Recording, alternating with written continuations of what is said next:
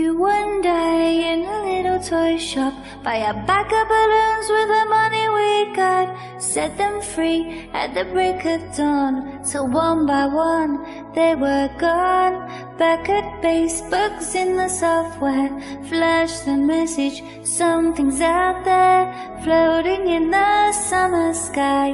99 red balloons go by.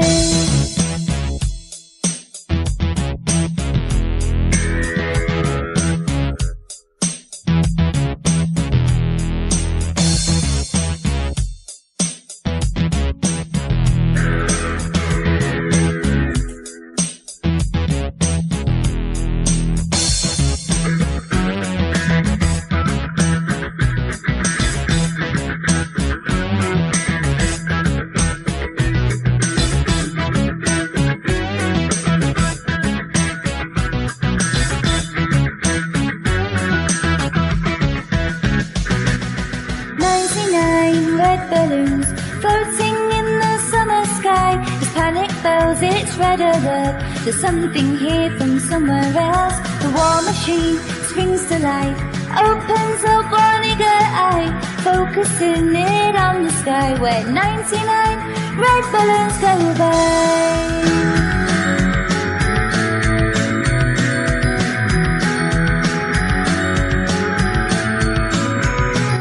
99 Decision Street, where 99 ministers meet to worry, super scurry, call the troops out in a hurry. This is what we've waited for, this is it boys, this is war. The president is on the line as 99 red balloons go by.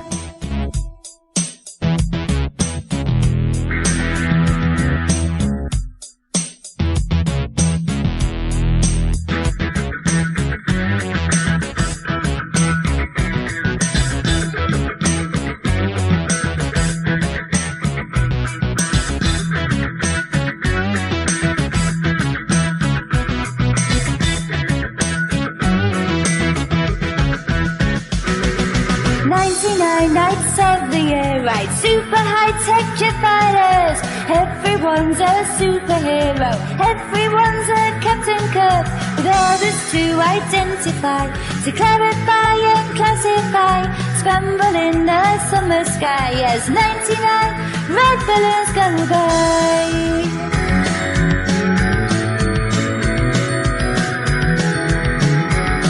As 99 red balloons go by.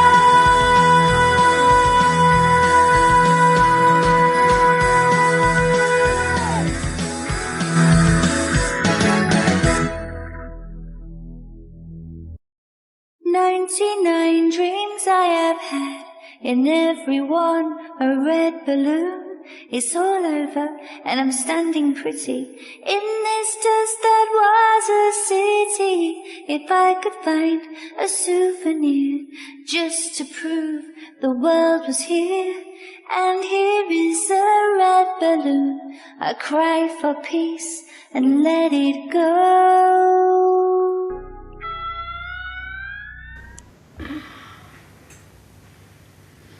If there were but 100 of us remained alive, never would we, under any condition, be brought under anybody's idea of New World Order.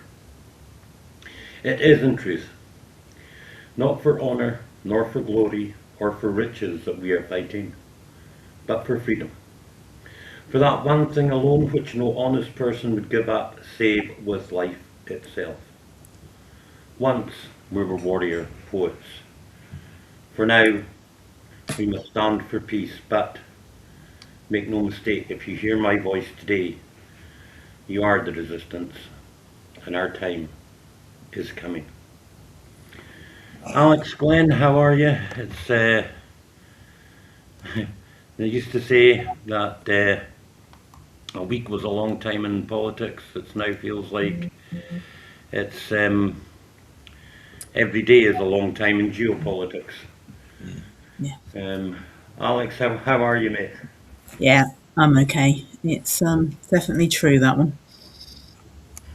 Yeah, definitely. When, I'm good. On Friday night as ever, by the way. Yeah, when I know we you got had the there in the same end, question. yeah. I don't know how much of our audience we lost on Friday, but hopefully some of them came back when we started the show again. The internet was just shite. Uh, it seems fine today, but so yeah, I agree with you on the point you made. It's trying to keep up with everything is damn near impossible. So, but we give it a go. Well, well, we do our best. Yeah, it's one of those. Where do you actually start? Between Trump doing economic warfare, an economic D-Day on Iran, he's proclaimed, um, threatening Turkey because Turkey isn't too happy that Israel was bombing Turkish troops and aircraft at an airfield in Syria. Turkey issuing arrest warrants for Netanyahu and a red notice which is basically asking Interpol to arrest Netanyahu. It's not binding, it's simply a request. Interpol can choose to ignore it and probably will, but it's definitely sending a signal. And then even today, Trump at war economically with Canada. Trade talks off, Carney's pulled back his negotiators and is going tariff for tariff, toe to toe with Trump. And we have Scott Bessent, the Secretary of Commerce in the United States, who just doesn't know why his market manipulations are no longer working and why the price of oil keeps rising. Just doesn't know. And worst of all, the US bond market is in free fall collapse. This could well trigger the depression, the economic depression that is looming over everyone globally. His latest threats is, you see, China and Japan hold mighty amounts of US debt in the form of bonds. That's what it is. But the bonds are US debt. And as Glenn explained on Friday night, what an empire does, it forces those satellites of the empire, those satrapies of the empire, to use the empire's money. And that's what keeps the empire afloat. America is swimming in debt, 40 trillion in debt, reach much sooner than anyone thought it would. The reason that America can afford to spend the trillions it does on defence and its other shenanigans around the world is because, you see, the American people do not actually bring in enough GDP for this. So it's the petrodollar, it's the fact that countries around the world have been forced to use the dollar that has kept the American economy afloat. Now, that is done through the bond market. Some bonds are 20-year bonds, some are 10, and some are 5. The 5-year bond market is through the floor. And that's the one that all economic experts say if that crashes, then it's bye economy. So Trump's now threatening to use the US military against anyone who dumps US bonds.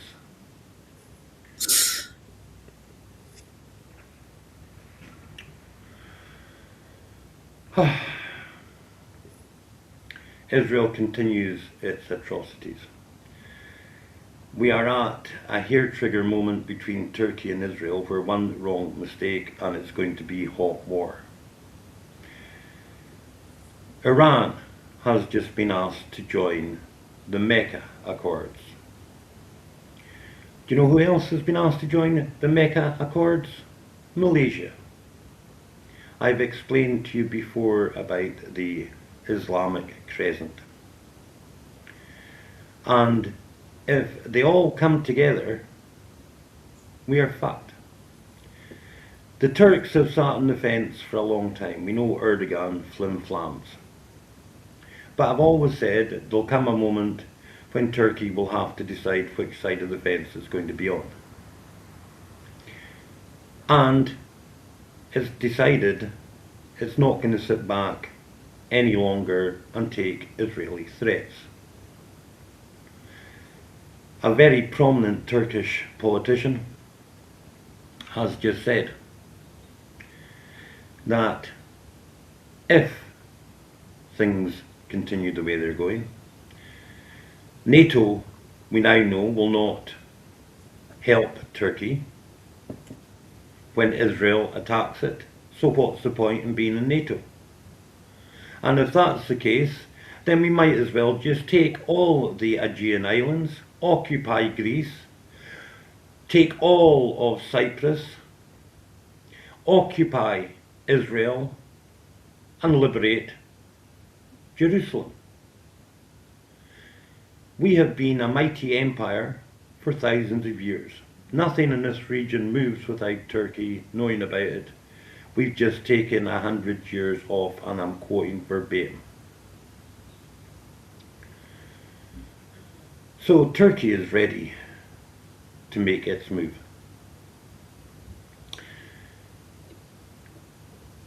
Ukraine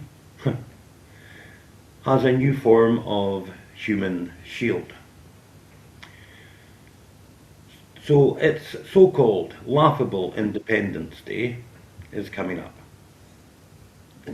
And so all the prime ministers of the Baltic Chihuahua states, Finland, etc., have just gone to Kiev. No, I say Kiev, not Kiev. Where, I guess, they're hoping that by their presence they will somehow deter Russia from striking Kiev over the next couple of days. Well, they're being very stupid. Russia has taken the gloves off entirely. NATO, at least the European part of NATO, is threatening Kaliningrad. The Russian ambassador to London has just left the country, and they've no plans to appoint a new one.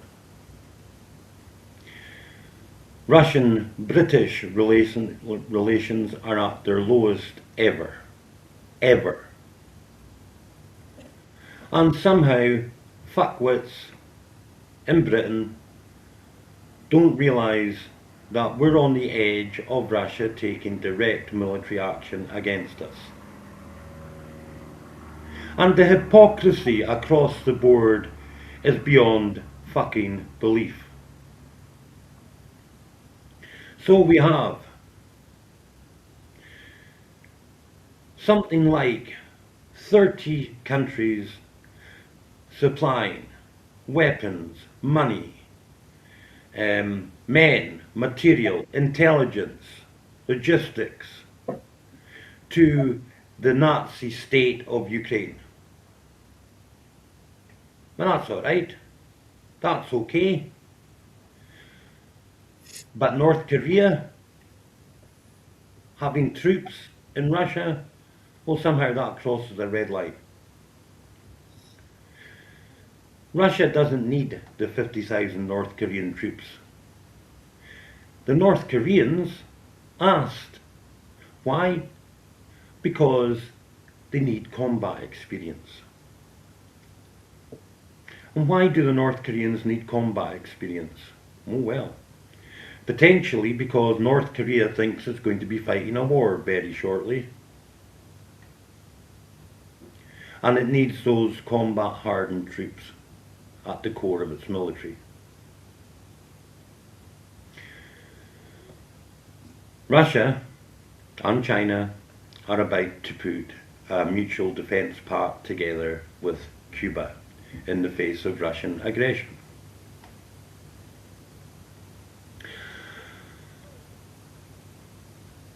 Russia is literally pummeling Ukraine all over the fronts. Gerasimov is due to retire next month. His stay as head of the Russian army was extended, but he's now 70. Who will replace him? Don't put your money on it not being Surovikin. And at that point, Russia has everything in place for the big push that will wipe Ukraine off the face of the map. But that's okay, because Britain is working feverishly to give Ukraine ballistic missiles. I'm telling you now, one ballistic missile falls in Russia and Russia will wipe Britain off the face of the map. Russia is also now threatening Japan. China is getting ready to act militarily in the Far East. Now somebody tell me we're not already in World War fucking 3. Alex? I can't tell you that, I'm afraid, because I think we've been in that for a while. But it's not, we're not getting out of it anytime soon, and we are painting the world's biggest crosshairs on our back that we possibly can. It doesn't get any better. It just doesn't get, well, I'm not expecting it to by this stage, don't get me wrong, but it just doesn't get any better. And we just completely twist the mainstream media, the mainstream reports just completely twist every story that they announce. Yes, no, I forgot saying the hypocrisy. Somehow, when Ukraine, using British weapons, kills Russian civilians, whether they're sunbathing on a beach or working in a Wildberries warehouse, that's called bringing the pain to Russia. But Russia, and this is all over X today, all over it, the fucking coping bastards. A Ukrainian soldier who has dressed as a civilian, presumably to get away from the fighting, but a grown man is taken out by a Russian drone. And that's been regurgitated everywhere as Russia being terrorists by killing a boy on a bike. The hypocrisy is mind-blowing, Glenn. Yeah, absolutely. I mean, here you've got Ukraine launching like 600 British-made drones, and us saying to them, "Well, don't worry, you can have as many as you like. We've got another 15,000 or 150,000. I can't remember what the number is.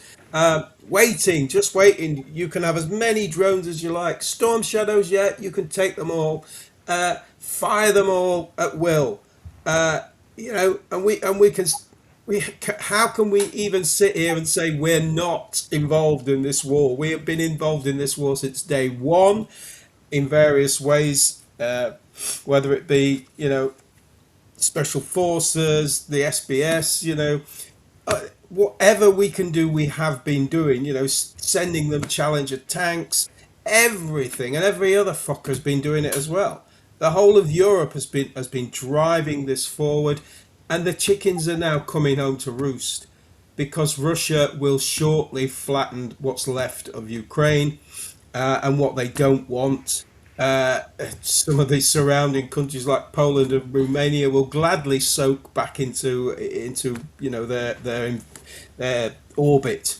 So Ukraine's numbers, Ukraine's days are numbered. They've been numbered for quite a while. It's only a matter of time. Uh, and then obviously turning away from Ukraine, Israel are absolutely champing at the bit to go to war with Turkey. Uh, they've been trying for many years through their American influence to try and limit the amount of weapons, especially aircraft, that Turkey can get. It was denied the F-32.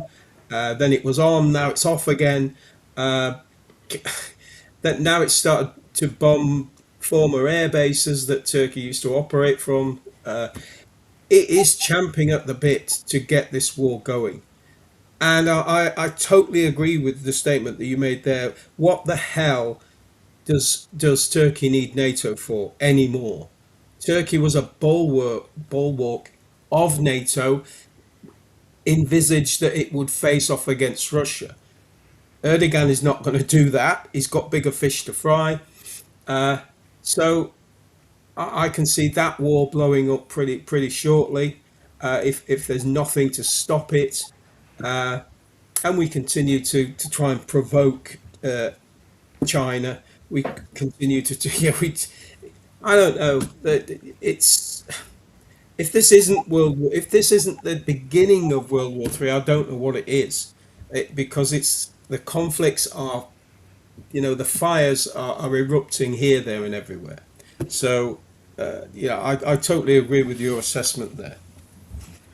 We're in a time of polycrisis, Mm, and by whatever metric you use, we are well and truly, the only word for it is fucked.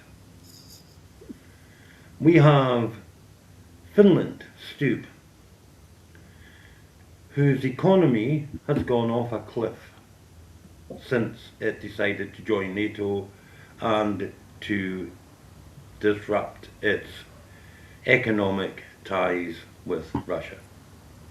Finland, who has a 90% debt rate to GDP, highest unemployment in all of Europe.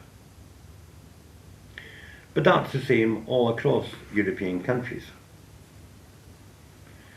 We've had reports that Iranian hackers took out a British power station for 3 days.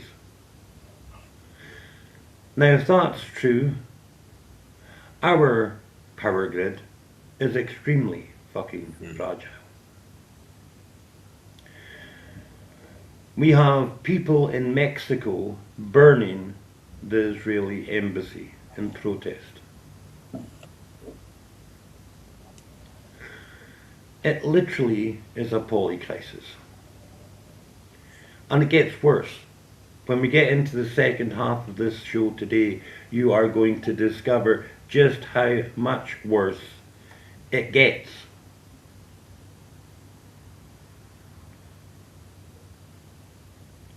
And on top of that,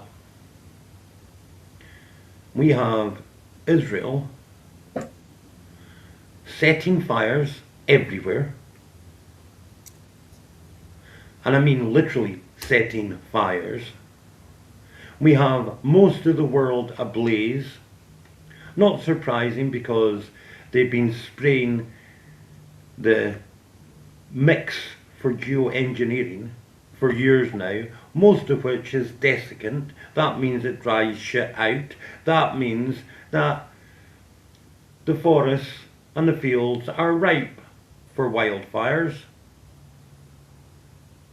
And there's even a Pentagon document called Using Wildfires in Warfare. I wish I was joking. And sooner or later, they're going to try and pull a false flag. And in his desperation because he's losing his election, Netanyahu might just decide to attack the Al-Aqsa Mosque.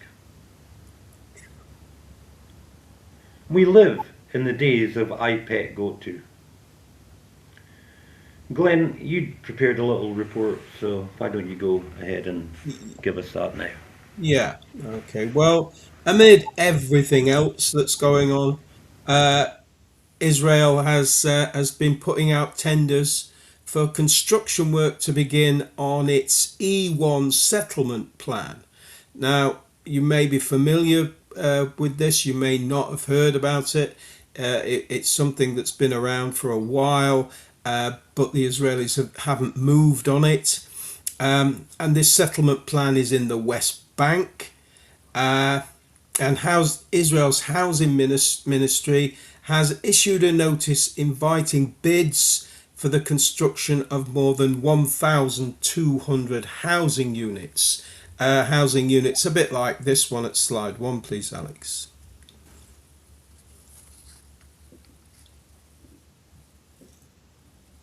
Okay, this kind of typical settler development scheme.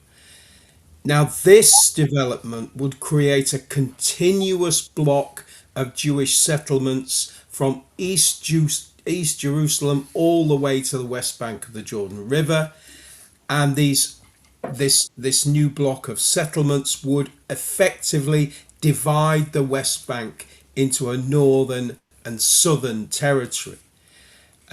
Now, for years, Israel, as I said, has intentionally delayed any construction because of heavy international condemnation and pressure.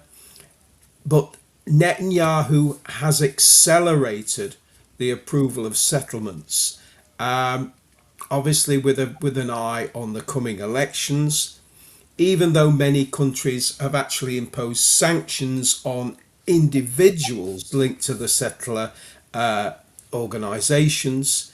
You've got Canada, you've got Australia, and Germany, who have all warned their construction companies against taking part in this programme, citing legal and reputational consequences.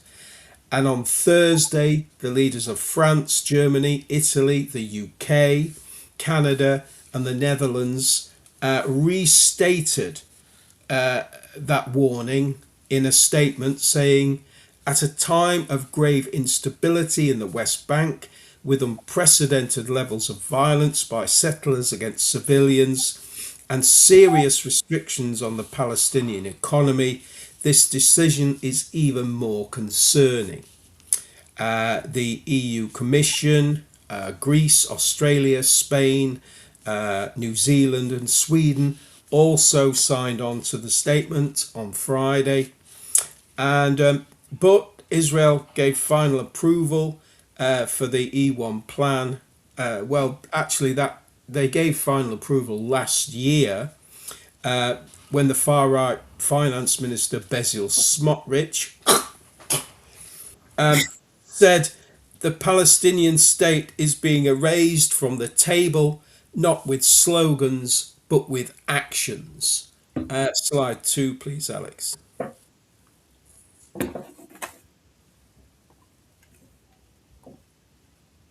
Come on.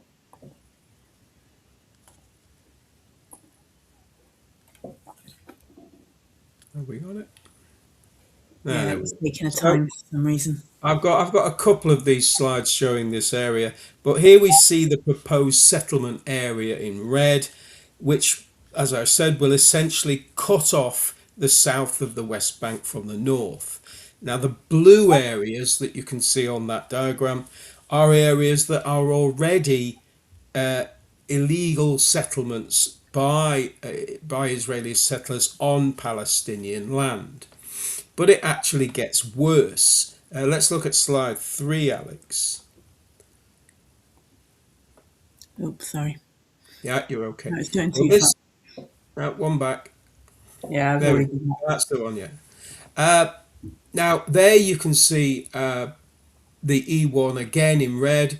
with the other settlement areas in slightly pink. But what I want you to pay attention to is that dotted line that runs around that area, because this is going to be a new version of the West Bank fence that actually encircles this great block that goes from one side of Gaza, one side of the West Bank to the other. And so when I say this settlement is essentially cutting off that area, it is physically fencing that area off. Now, our own Prime Minister has issued, his government have issued its own statement, which it did on the 20th of August, and I'll read that out to you. The Israeli government's decision to publish construction tenders for the E1 settlement program is unacceptable. The international community has long opposed this settlement expansion and has voiced their grave concerns privately and publicly.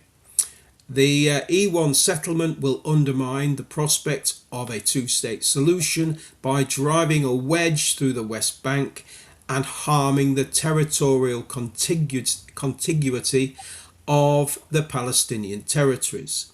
International law is clear that Israeli settlements on the West Bank are illegal. This is the position of the international community, reaffirmed by the United Nations Security Council.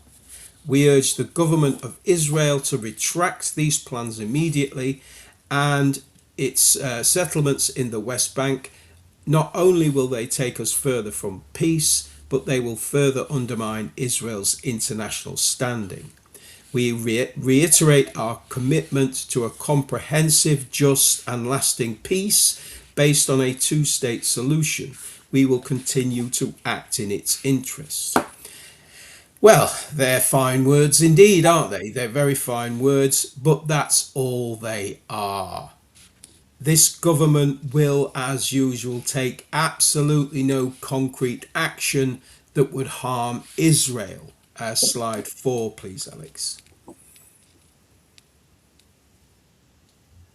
After all, 17 of his 25-person cabinet are affiliated with Labour Friends of Israel. The fact that Burnham has jumped on board with this international outcry, a bit like he's jumped on this bandwagon, this should not be interpreted as a sign that this government intends to take any measures whatsoever against Israel, whose leader, Netanyahu, has openly stated there will not and never be a two-state solution. Slide 5, please, Alex. Armed Israeli settlers continue to rampage through Palestinian areas of the West Bank, actively encouraged by Netanyahu's government and assisted by the IDF. Israel intends to take the whole of the West Bank and drive out all the Palestinians. Of course, Israel has already announced it intends to settle the Gaza Strip. Back in July, its defense minister, Israel Katz, announced he intended to set up 3 outposts like these that you can see at slide 6.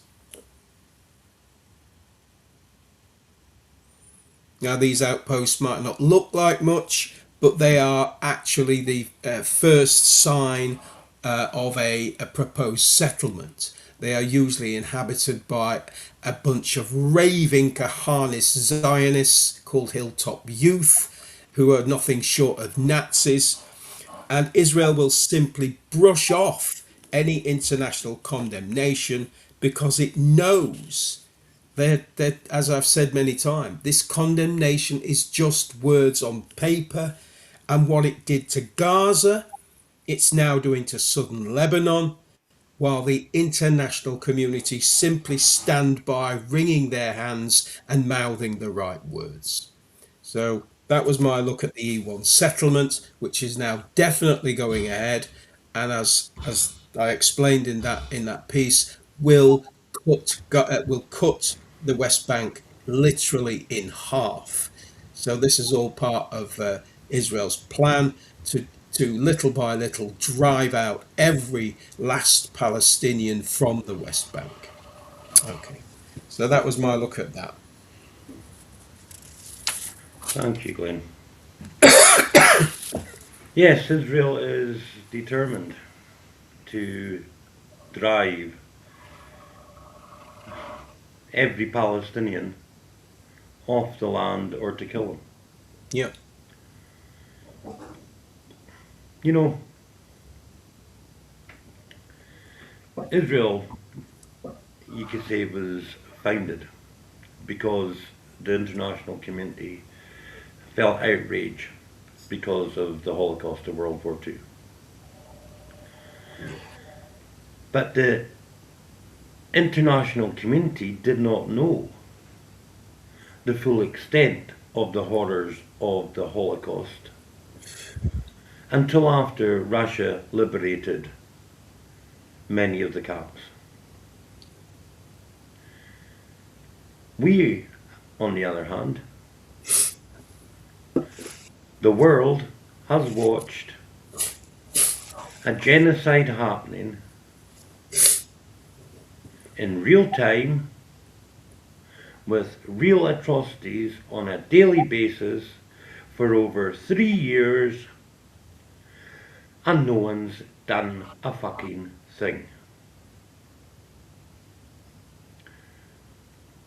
Spain speaks up, and suddenly Spain is attacked in North Africa and wildfires are set.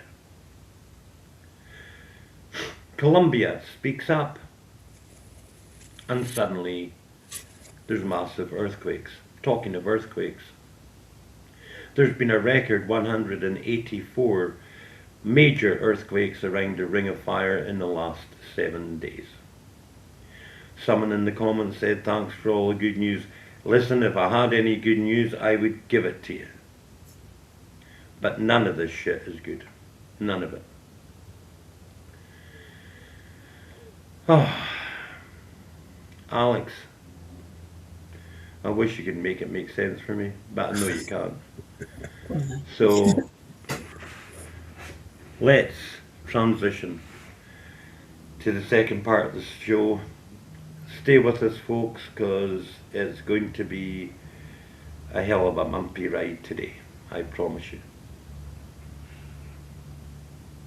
See him wasted in the saddle. He comes riding through your town.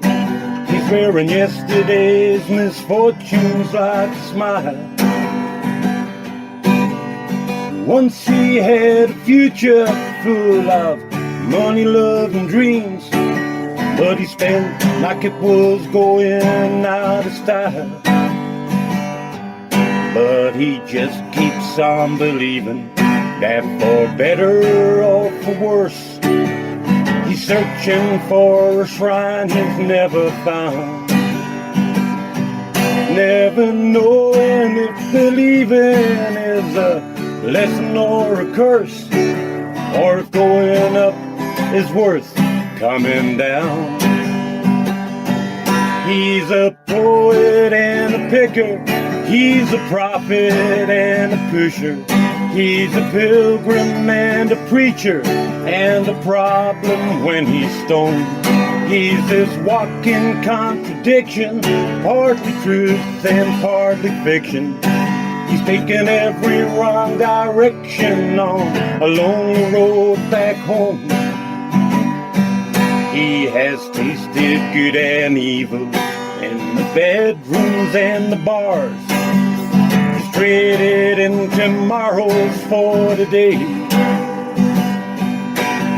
He's running from his demons and he's reaching for the stars, leaving everything he's loved along the way.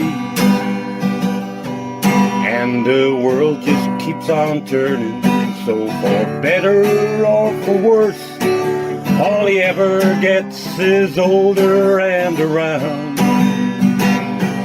From the rocking of his cradle to the rolling of the hearse, going up's not worth coming down.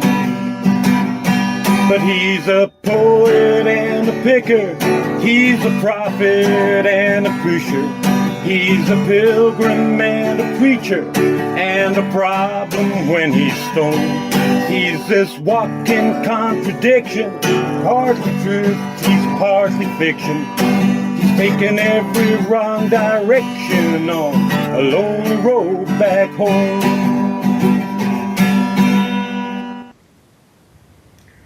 Welcome, pilgrims.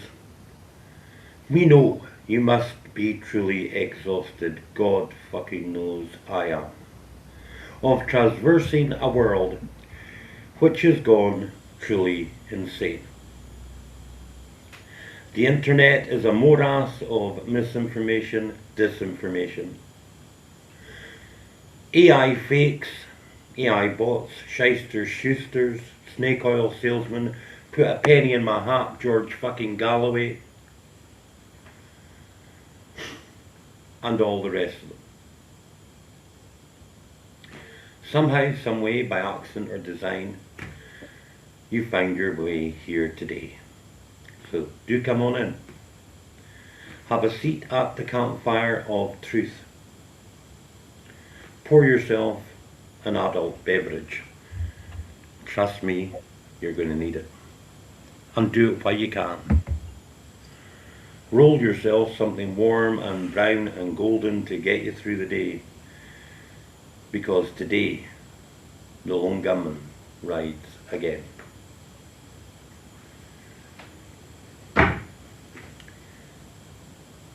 I titled today's show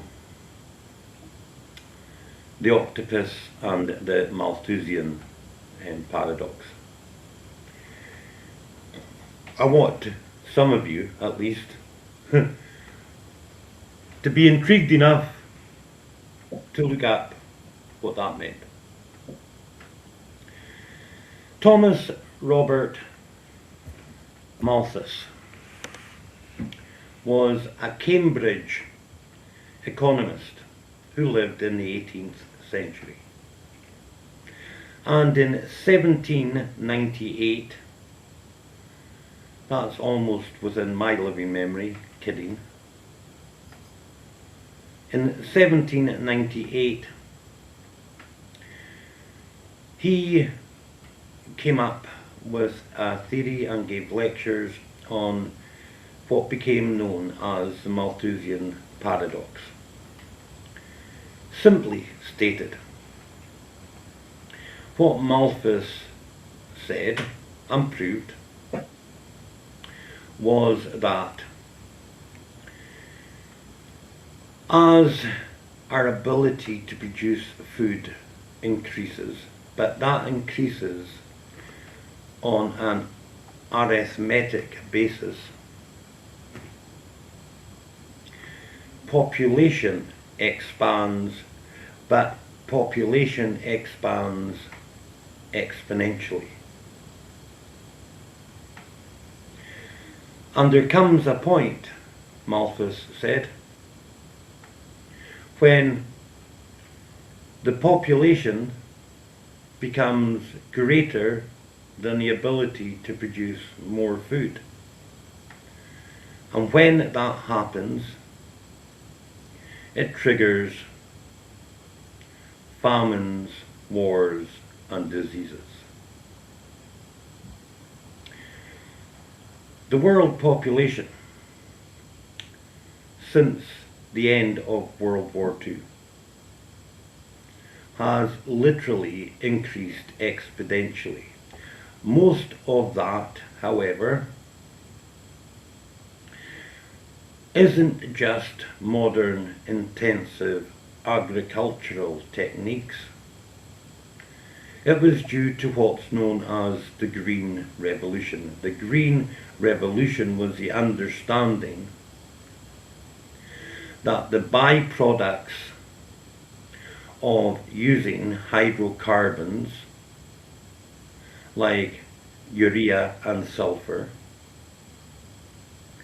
could be used in producing high-end fertilizers to produce crops and to give bigger crop yields.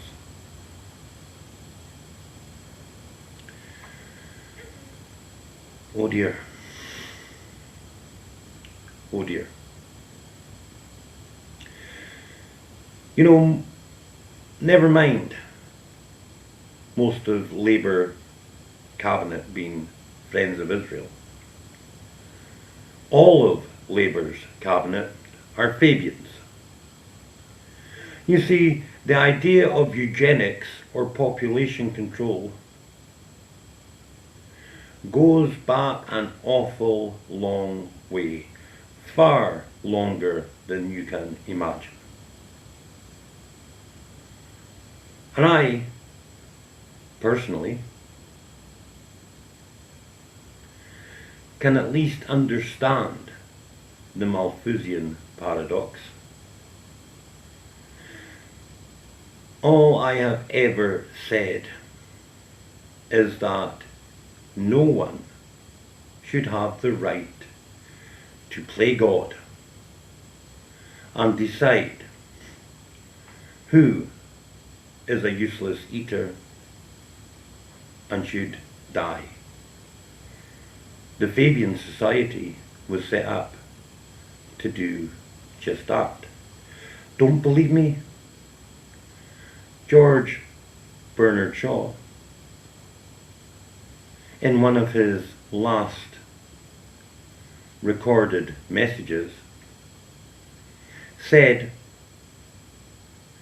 that everyone should have to appear at a tribunal every couple of years to explain and state their case for continuing to exist. George Bernard Shaw was a founder of the Fabian Society.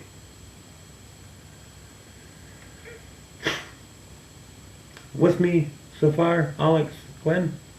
Yep. So, when they come up with their plans, they do so knowing the Malthusian paradox. So I've had these two, the best of researchers, looking today at things to do with the depopulation agenda. And when they're finished, I'll give you some more bad news. Who wants to start? Glenn, do you want to go first this week and tell us all about Agenda 2030, please? You're currently muted, I think.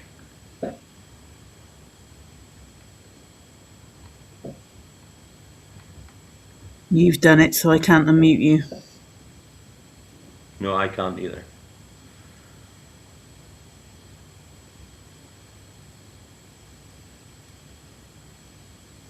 Okay, that's it. Yeah. There we go. Okay. There we I go. don't know. I don't know what happened there. Somehow it got muted. Now, obviously, we've covered the Agenda 2030 on a few different programs, but there's a lot more to say about it, and we could do whole programs on it. But what I'm going to lay out right now may seem perhaps at first not quite connected to this topic, but bear with me and you will see where I'm going with it. Okay. So this week, as I said, as Ian just said, I've been looking at Agenda 2030 again, but this time, and let's put up the SDGs at slide 1, please, Alex, just to remind people what they are. Which is slide 1. That's it. Okay. So this week I've not been looking with a view to explaining these SDGs again, these Sustainable Development Goals, nor have I really been looking at their impact or even the political machine that's been driving this agenda. This week I specifically set out to ask the questions: is Agenda 2030 failing? And are its goals going to be achieved? And is there the same political will to see its goals through? Now bear with me. So when we look back at all the promises that Agenda 2030 was supposed to fulfill, assuming you bought all the bullshit propaganda, then you would see a kind of clear course. Slide 2, please, Alex. You would see a kind of clear course towards a fairer, more sustainable, and more resilient world, with clear goals and the mechanisms to achieve them.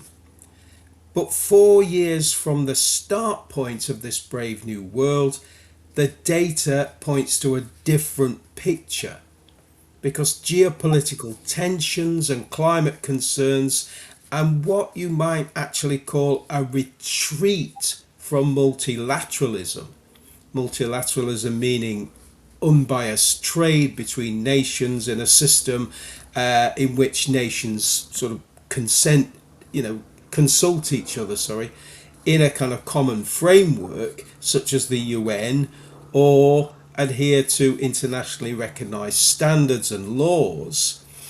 Above all else, this has cast grave doubts on the likelihood of this agenda being achieved by 2030. Hooray, you might say. Absolutely brilliant. Agenda 2030 not working. But is there still the political and economic will to keep trying to drive this forward? Was Agenda 2030 always just a goal, an ambitious time frame to kind of kickstart the process, a process that could maybe take a lot longer, maybe decades or more to achieve? So is 2030 still a real thing that governments and businesses still take seriously? Well, for the latter, I went looking for anyone who's kind of studied this, and I found a Spanish organisation that produced reports on how Spanish businesses are meeting sustainable development goals. And this organisation, slide 3 please, Alex, is called La Caixa, which means the box Foundation. Now they've produced their 8th report on the contribution of Spanish companies towards sustainable development goals, and they've done a rigorous diagnosis of their fulfillment. Now this latest report also addresses how sustainability has ceased to be a consensus and has become more of a variable that generates an awful lot of controversy, especially in relation to the competitive nature of business. Basically, what the foundation are saying is that companies still trying to meet sustainable development goals have become uncompetitive at home and utterly uncompetitive in world markets compared to countries that have not driven ahead with sustainable goals, which is basically a no shit Sherlock kind of deal. It's fairly obvious that goods produced in an expensive renewable energy environment by companies, slide 4 please, Alex, by companies that put inclusivity above profitability cannot possibly hope to compete on the global market with goods from countries and companies that actually don't. And in truth, it was always going to be this way, because the original ideal was that there was enough margin in the economies of so-called developed countries to absorb the shock until other less developed countries caught up with the aid of international support and funding. But this hasn't happened. In reality, all that's transpired through the SDGs, the diversity, the equity, and green initiatives, is that so-called developed countries have been drastically weakened, whilst countries like China continue their upward trajectory. But I'll return to China shortly. Now, if we look to the 2026 UN SDG report, it can be seen that less than 20% of SDGs are on track to be met. Targets for hunger reduction, biodiversity, and health are actually going backwards, and inequality is actually growing. It's actually increasing across the globe. The one area that has been assessed to have made progress, slide 5, please, Alex. The one area that seems to be making progress forms part of Goal 9, Industry, Innovation and Infrastructure, which is exactly, that they are the sort of, that's the framework of Goal 9. But there's a split in how this is being interpreted and what infrastructure actually means. Now, I said I'd return to China, and this is basically what gives the industry part of this goal a lift. China's industrial sector has continued to grow, especially in the technology sector. But that growth has come at the expense of several other of the SDGs, such as climate action with Goal 13. And if you measure this by maybe reducing fossil fuel usage, slide 6, please, Alex. China's coal consumption last year was almost 5.5 billion tons, and by 2030 this is expected to reach 6.3 billion tons. China's figures also lift part of Goal 8. Slide 7, please, Alex.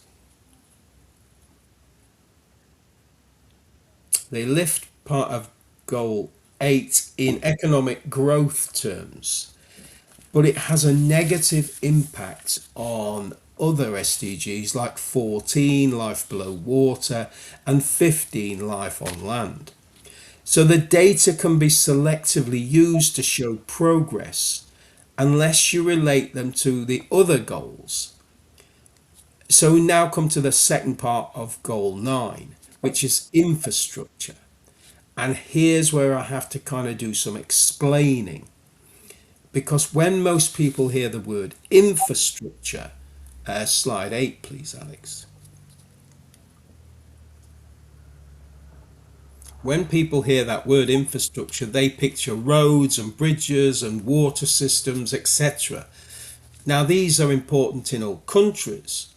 In the so-called developing world, new infrastructure is vital for economic growth. And in the so-called developed world, the maintenance of infrastructure is vital for the same reason. Now, in continents such as Africa, China is taking big strides in improving physical infrastructure. But this isn't being done primarily to achieve these development goals. It's part of China's economic growth strategy to secure resources. Granted, it's far better than the old colonial system, which took resources without improving much at all in most cases. But once again, this lifts the infrastructure part of Goal 9. Now, I said I have some explaining to do around infrastructure, and that's because infrastructure in relation to Agenda 2030 also means digital infrastructure. Slide 9, please, Alex.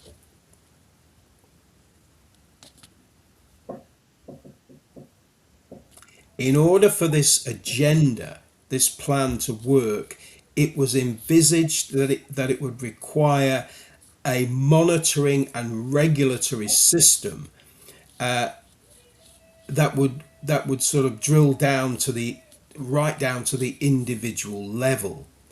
It was not envisioned that individuals would voluntarily limit their consumption or their travel, for instance. This would have to be done for them by a central system.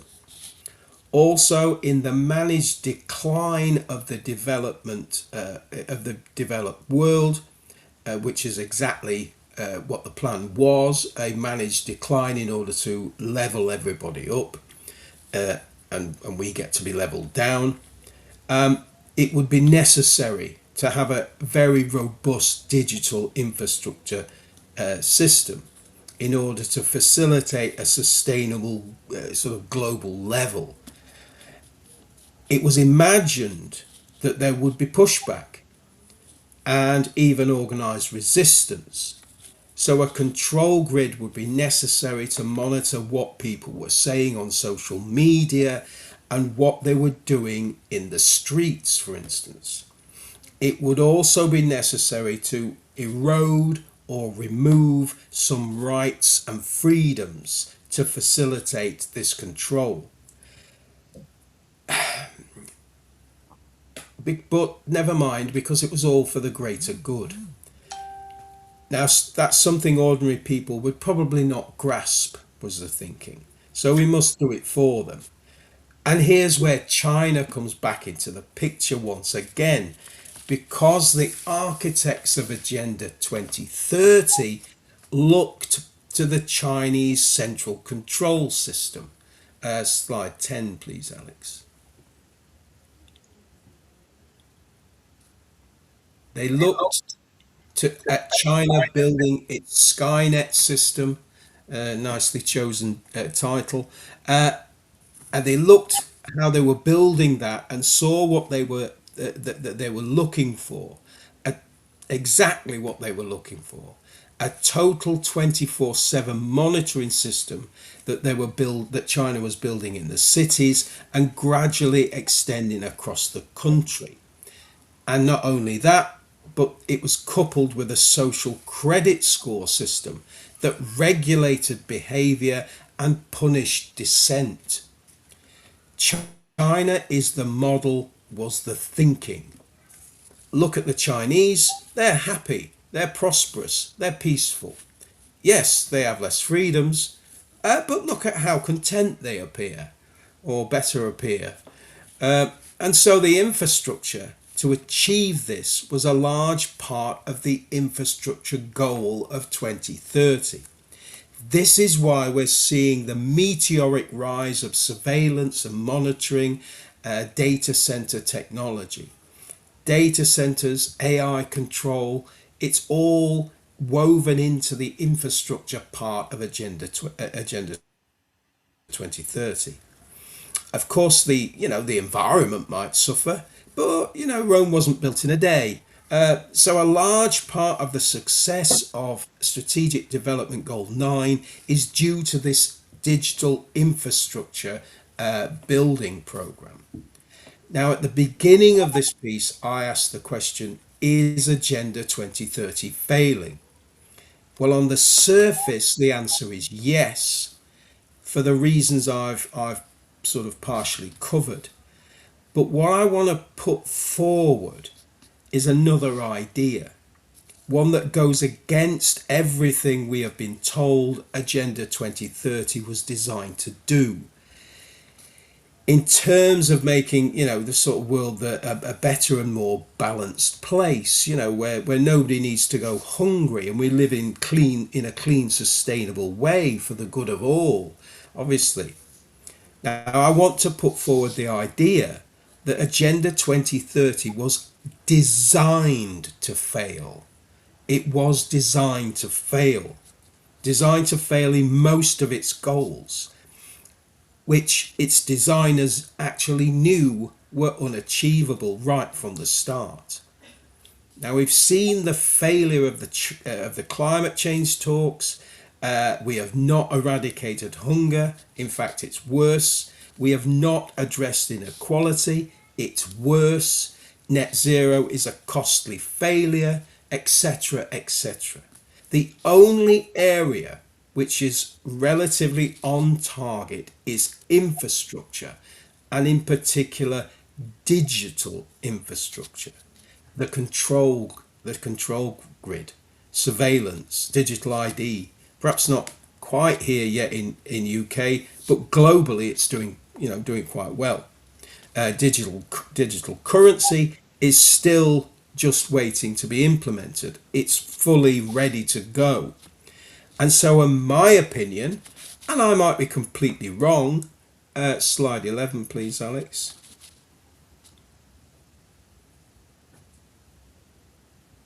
Agenda 2030 was just right from the start and remains just a vehicle, a kind of brightly painted carnival float made of paper and glue, but designed to carry at its heart, like a Trojan horse, a system of global control.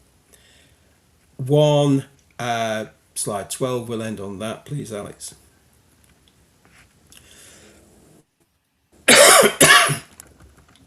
A system of global control that can be used to eventually achieve the imposition of a one world government, and with it the total control of everything: land, food, water, energy, and all the populations of the world.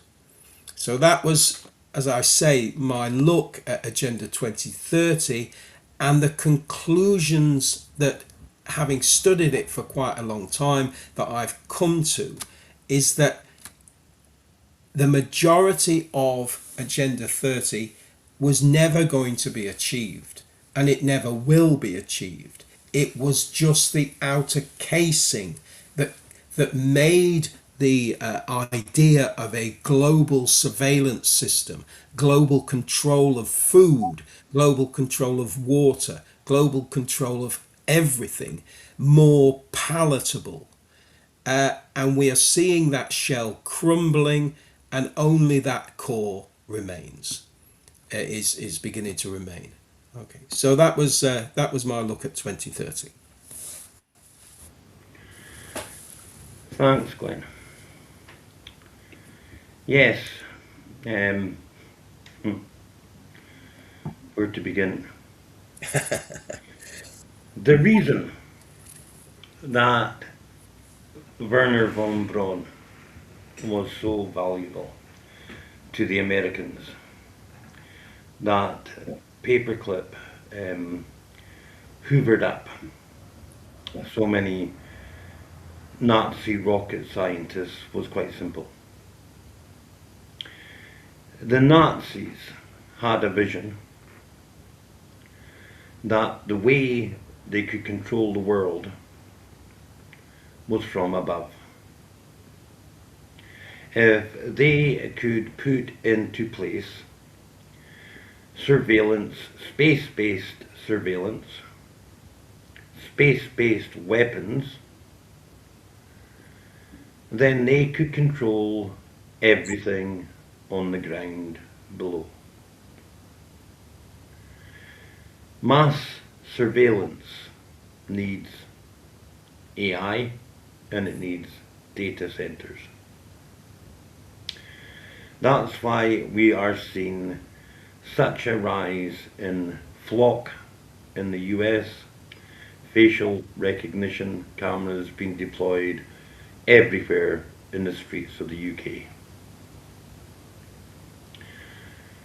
Trump's Golden Dome is just the latest iteration of that Nazi dream of global surveillance coupled with space-based weaponry.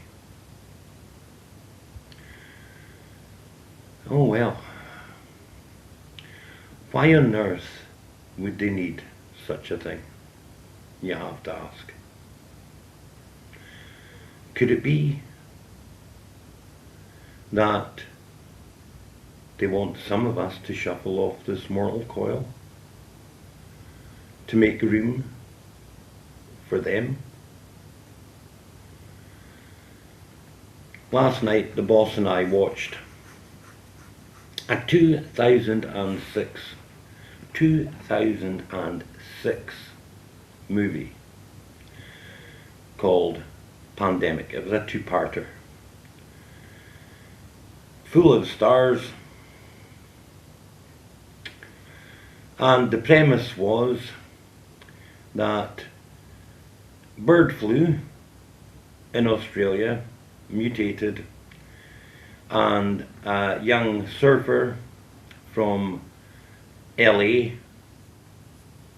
was infected, got on board a plane, infected everyone on the plane, which landed in Los Angeles, and despite the CDC's best efforts to contain it, the disease broke out. And everything that ensued with it. Worth watching. Of course, in the movie, eventually the baddie, who of course was not dying from the disease, even though the disease was killing people in a short space of time, they learned that whilst he was in prison, because see, he had been extradited from Australia by an FBI agent on the flight,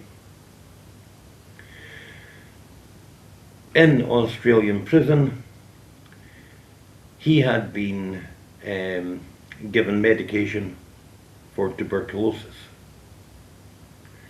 and that medication for tuberculosis was the thing that gave him immunity from this new disease. So they were able to take him and other people who had had the same medication and produce a good old-fashioned blood vaccine, which they began to distribute.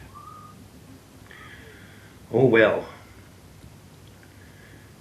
who could have thunk that 13 years after that movie, they came up with something far, far more efficient. Thank you for that, Gwen. We'll come back at the end because there's still lots to say. But Alex, why don't you go ahead and tell people what you've been looking at. Okay. So I'm just double checking I'm not muted. I've got a habit of doing so. Well, we'll go straight to this guy's face, shall we? Because the whole, what I've been looking at is the idea of them using vaccines to depopulate. And I guess whether there's anything in the idea or whether it's just one of those crazy conspiracy theories that we come across. Well, I tend to start, got different ways I research stuff, but I tend to start on a surface level. So I usually Google the topic in hand and see where it points me. Don't take Google as fact, obviously, but I do see where it points me. Now, the thing is, when you start looking at real conspiracy theories, there's a way round it with Google. Because if you start, are vaccines used, if you search, are vaccines used to depopulate, you'll obviously get, oh no, of course not. It's an insane conspiracy theory, and it won't give you any information. But if you want to get information on subjects like that, then you have to search in a slightly different way. You have to pretend that you're trying to debunk. And in some ways you are, because if something can be debunked, I will debunk it. So you search, when you want to search, you search, are vaccines used to depopulate conspiracy? And you put that word conspiracy in, and then it will tell you everything you want to know under the line of debunking it and under the line of it being spread by crazy conspiracy theorists. But the problem is there's not much point Googling nowadays because AI is rewriting history. And AI did just that when I Googled vaccines used to depopulate conspiracy. Because I didn't screenshot, so I can't prove on screenshots that I copied verbally or copied the text. So this was the first version that AI gave me of what, because I was looking for one specific thing. I was looking for the TED Talks program with Bill Gates that they often quote. And this was what it gave me when I got onto the computer, because I searched it originally on my phone, and I'll get to that in a minute. But when I got onto the computer to produce the slides, this is the version it then gave me. The root of the misinformation, the Bill Gates clip. The modern version of this conspiracy theory heavily relies on a deliberate misinterpretation of a 2010, so that's the date I was looking for, it was a 2010 TED Talk, by billionaire philanthropist Bill Gates. What he actually said, Gates noted that if global health improves, specifically through new vaccines, healthcare and reproductive health services, the rate of global population growth could slow by 10 to 15%. That wasn't what it told me the first time I searched it. The first time it searched it, it said he said this: slowing population growth could be achieved if we do a really good job on new vaccines, healthcare, and reproductive health services. But what he actually said, and I've gone back to the original video, to be fair, because it's apparently been taken out of context. Apparently we've been rewriting it. Exactly what AI's done, but apparently we've been rewriting it, taken out of context. So I've gone back to the original video without any editing, and this is what he actually says. First, we've got population. The world today has 6.8 billion people. Remember, this is 2010. That's headed up to about 9 billion. Now, if we do a really good job on new vaccines, healthcare, and reproductive health services, we could lower that by perhaps 10 or 15%. So he actually did turn round and say we could lower the population by doing a really good job on vaccines, healthcare, and reproductive health. Now, the argument that's made, and there's a degree of possibility in the argument, but it's not quite how it sounds. And he never explained the argument in the video, because the argument that's made, it's to do with child mortality. It's to do with the tendency of families or people to have, maybe in developing worlds or with high child mortality rates, to have bigger families to ensure that some of them survive to adulthood. The idea that if you improve the chance of a child surviving, you decrease the number of children these families will have. Not sure it's that simple anyway, but this is a theory, but he never alludes to that theory. He never makes any comments. So is what he said a crazy conspiracy theory? Are they using vaccines to depopulate? Is there any evidence to support the idea? Or is it just us being utterly deluded? Well, I didn't really want to go COVID, but there are reasons I had to start there, and I'll get to them at the end. So let's start with COVID, and let's break out the statistics. Now, firstly, before I do, about the figures. Now, the figures I've used for this, and I'll explain why I've used these specific ones at the end as well, they're generated from data from 27 European countries. Now, they include Austria, Belgium, Cyprus, Denmark, Estonia, Finland, France, Germany, Greece, Hungary, Ireland, Israel, Italy, Latvia, Luxembourg, Malta, the Netherlands, Norway, Portugal, Slovenia, Spain, Sweden, Switzerland, and the countries are the UK, England, Northern Ireland, Scotland, and Wales. Now, the second point is that they are death figures. They're not COVID figures. They're not any other form of figures. They are literal death figures.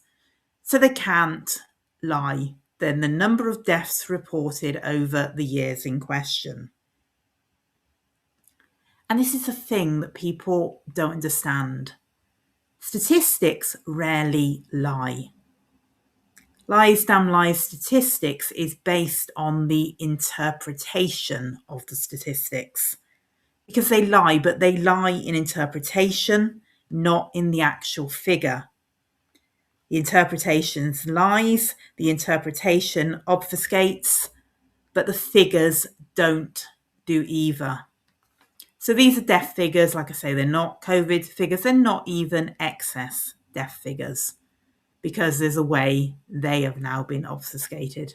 And I'll get to that in a bit as well. So we are looking at simple, basic death figures.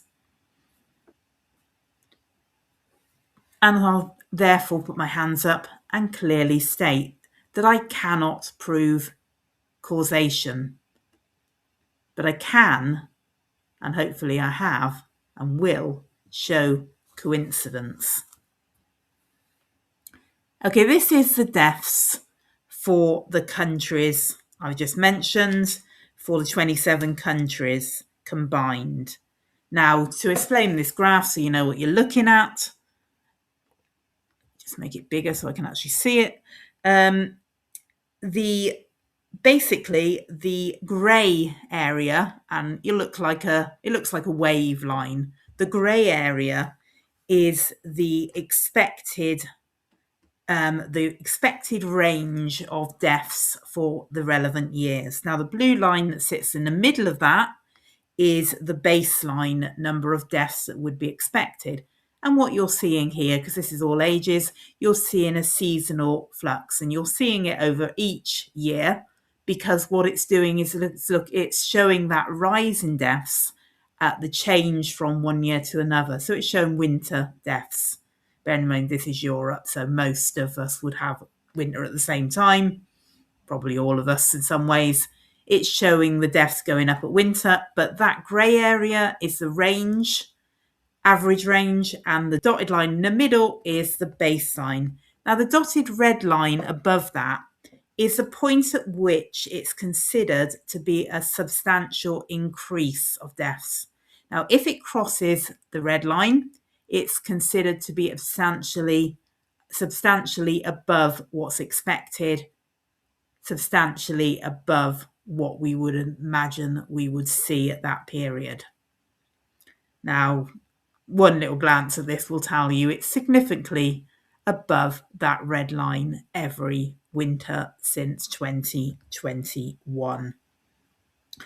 And when I say 2021, that's the winter changing from 2020, December 2020 or November 2020 to, say, February 2021 and each subsequent winter. Now, okay, so that's just looking at the figures to start with, and you can see those winter peaks. Now, each peak, in the winter seems to start between, and they'll have to take my word for it. You can go and look this up if you want. I can't see off the top of my head where it was from. I've not written that down. But if anybody wants to go look at it themselves, I'll happily give you the source material and the information to it. But each of those peaks starts between week 40 and week 44. It varies year to year, but between those weeks. So let's have a look, shall we, of what else might have happened around those weeks.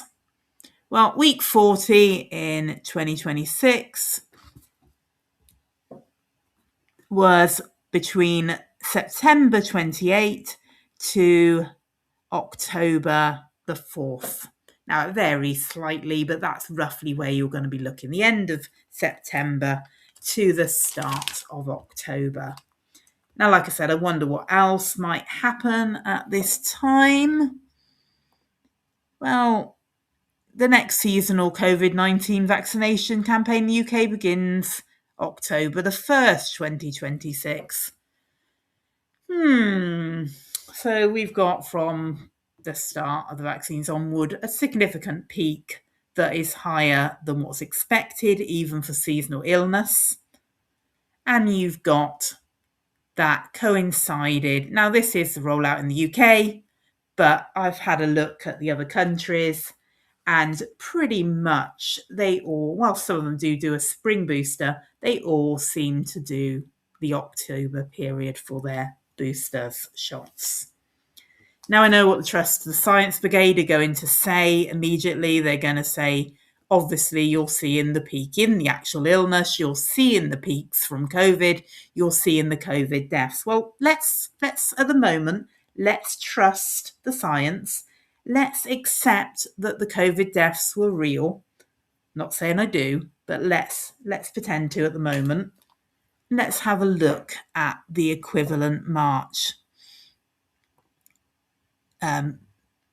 Well, this is the deaths attributed to COVID, and you've got that peak in several of the years, but what you haven't got is that peak continuing in 2023, 2024, 2025, and we haven't got to 2026, but you're missing the continuing of that peak after we get to 2023. So 2022 onwards, there is no peak in, so say, COVID deaths, but there is still a peak in excess deaths, a peak in the death numbers. Like I say, death numbers can't lie. So, like I said, where are the 23, 24, 25, 26 peaks? It's almost as if the deaths are continuing when the pandemic isn't. So let's look at 2021 to 2024, shall we? Let's zoom in on those dates. And the reason I'm picking those dates is because the COVID vaccine started at the end of 2021.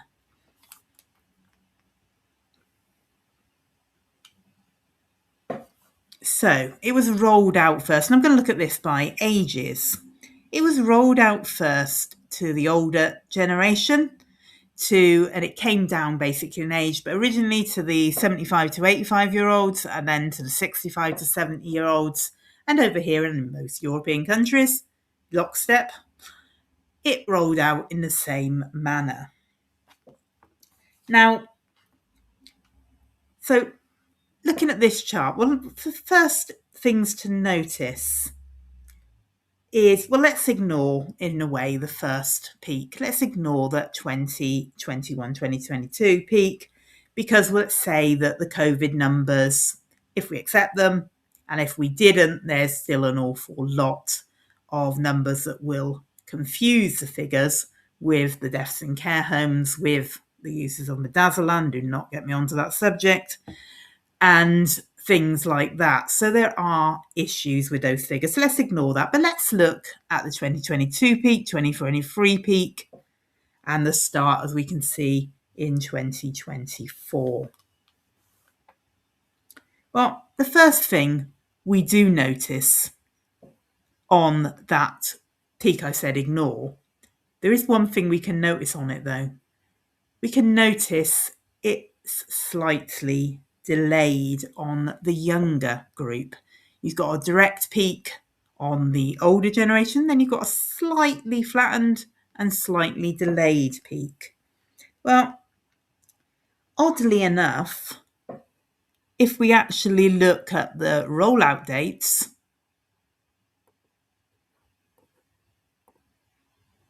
now I've gone too far, we can see there's that 2-week, 4-week delay between the older generation and it coming down under the different age groups.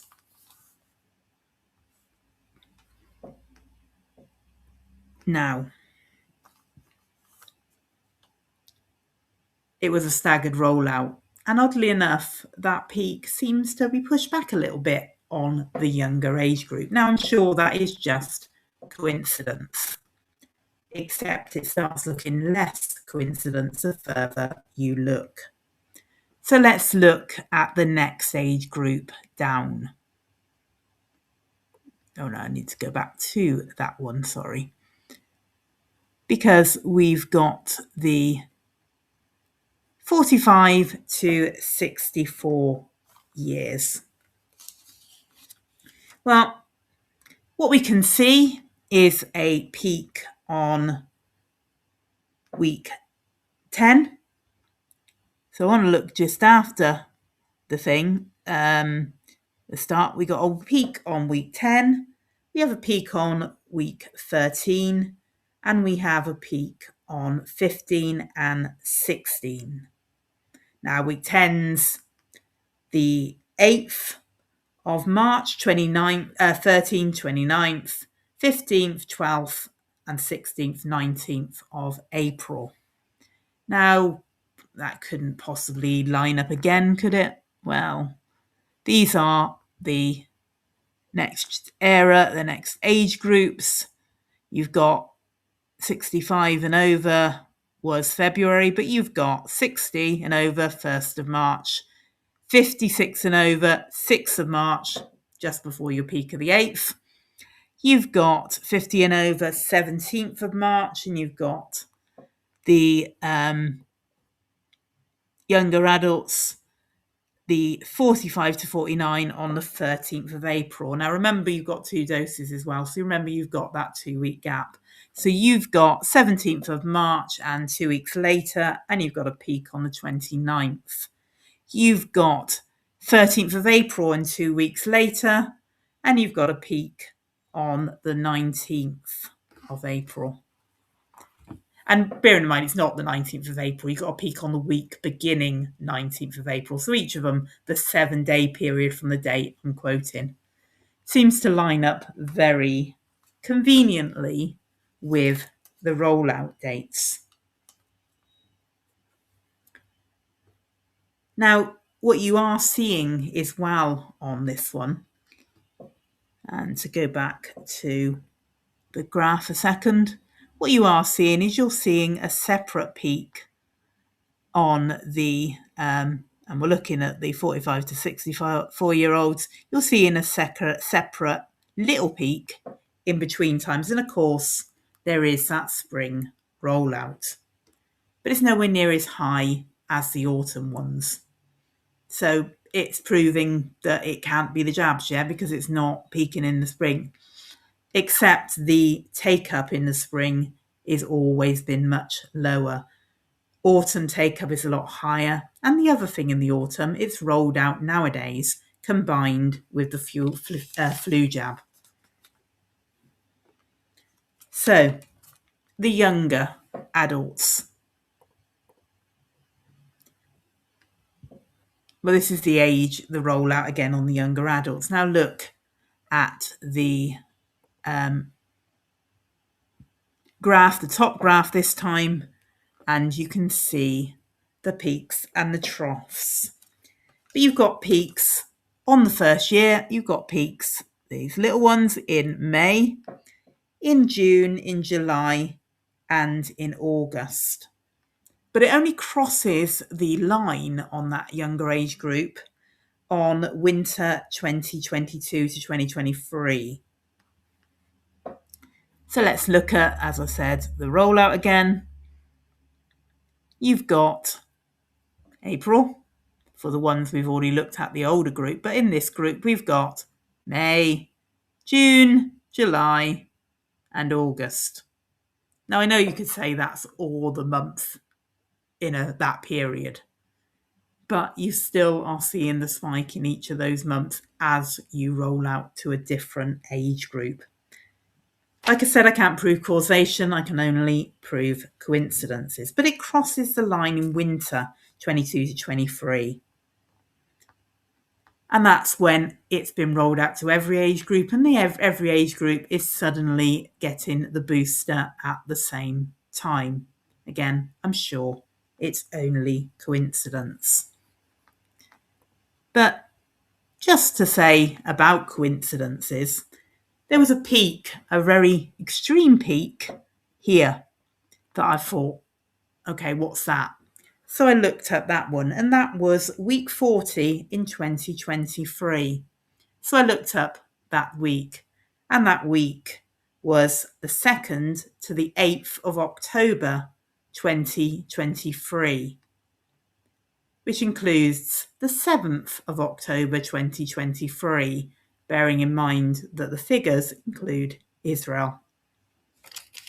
So when you are seeing a peak, are we going to assume that that one is just coincidental? And if we're not, are we going to assume the others are coincidental? So the difference, the other thing I will draw your attention to, though, is that peak that first crosses the line, and that is the peak of winter 2022. Why that one? Well, the other thing in that one is it suddenly opened to 15-year-olds, because this age group and the way they've broken down the ages is interesting, goes from 15 to 44. So it's almost as if that opening to a wider age group might have included that peak. So let's go to the youngsters, to the kids. Now you'll notice one thing on this graph. I talked about the red lines and the grey areas and the blue lines. The one thing you'll notice on this one, there's no wave pattern. That's because kids aren't supposed to die off seasonally in the winter. It's not supposed to see that peak that you see for the older age groups. A flu, a COVID is not supposed to hit kids the same. So, but let's look at the peaks in September and November 2021, because that's when it starts going up, which is, okay, right at the start of this, because as I say, I've started it from the vaccines being rolled out, but slightly further along than the others, because it was rolled out later to the kids. In the first couple of high peaks you see, the two that are pretty much parallel. Well, the two that are pretty much parallel line up with September and November, which was the first and second dose of the vaccine being rolled out to 11 to 15-year-olds. But more heartbreakingly, in a way, is the next two high peaks you see line up with doses 1 and 2 for the 5 to 11-year-olds. So that winter spike, though, that travels from 2022 to 2023, and that travels through every age group. Like I said, in the youngsters, it's the first one that crosses the expected level. Some of the others hit it close, but it's the first one that crosses, and it's in every age group. So why would there be a spike then? Well, that ironically lines up in every age group with the new Omicron version of the vaccine that was pushed at that period. And that lines up with that spike that's in every age group. But okay, now on to the obfuscation. I said I didn't really want to do COVID. Problem is, I could barely do that because a lot of the excess death figures have disappeared. Talk about AI rewriting stuff at the start. I've done this subject before. I've done this subject looking from a different angle, looking at the different countries and against the vaccine take-up in the countries. And I don't know where I got them from, I had graphs on every country. Well, not, I didn't use graphs on every country, but I had access to graphs from every country. They are not there. They have been physically taken down. Now, the information is still there if you're interested, because the video will still be on our website. It'll be taken down from Facebook, oddly enough, and everything else, but it will still be on the website now. Apologies for the website. I will get it up to date at one point in time, but I am massively behind. But these figures will be there if you're interested in them. But they're missing from the internet. They've disappeared. Now, I've still got, like I say, my interpretation, the graphs, my show, but the raw data is gone. I can't look at it from a different angle because it's not there.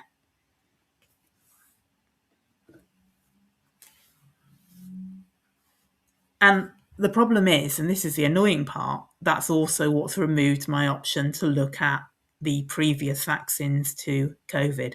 Because what I wanted to see is those figures, those spikes, mirrored swine flu, whatever else from that 2010 point onwards, or even before that.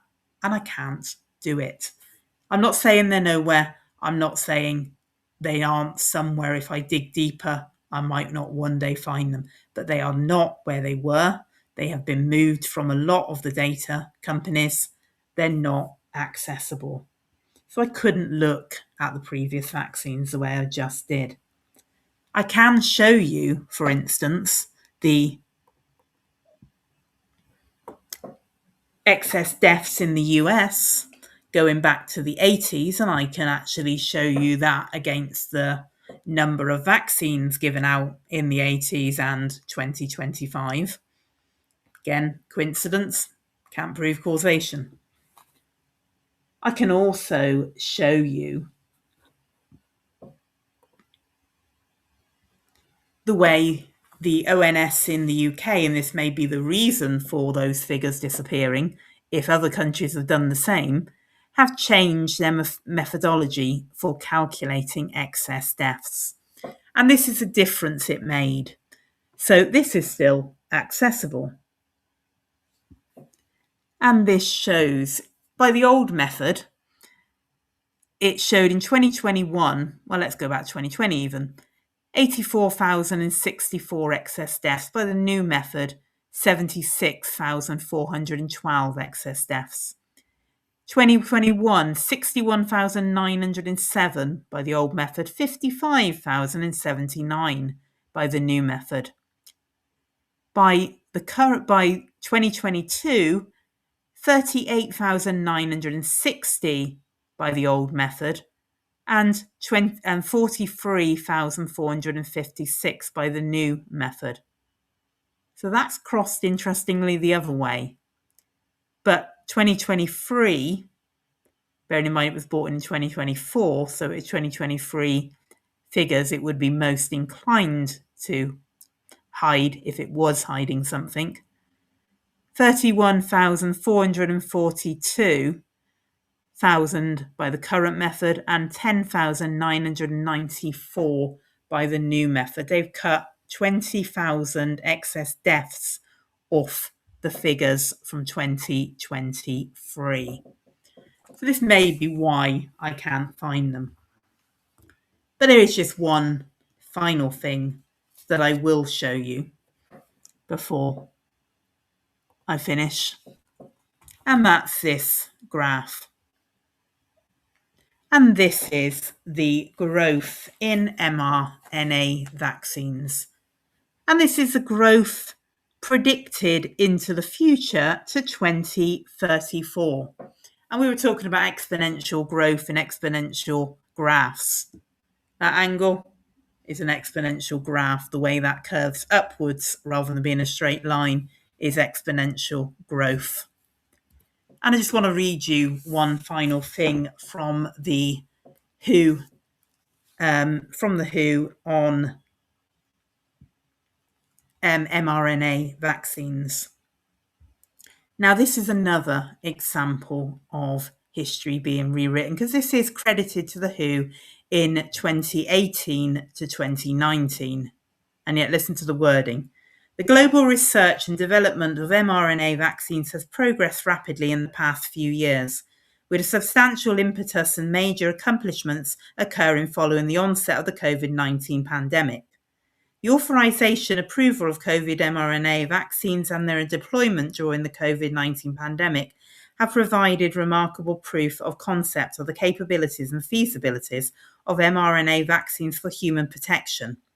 The potential of mRNA vaccine as a technology to rapidly respond to public health emergencies of infectious diseases, in addition to application for prophylactic vaccines for additional infectious diseases, have underscored the need for international regulatory convergence for mRNA vaccines. Well, maybe it needs regulatory convergence, but I don't trust any they will put in.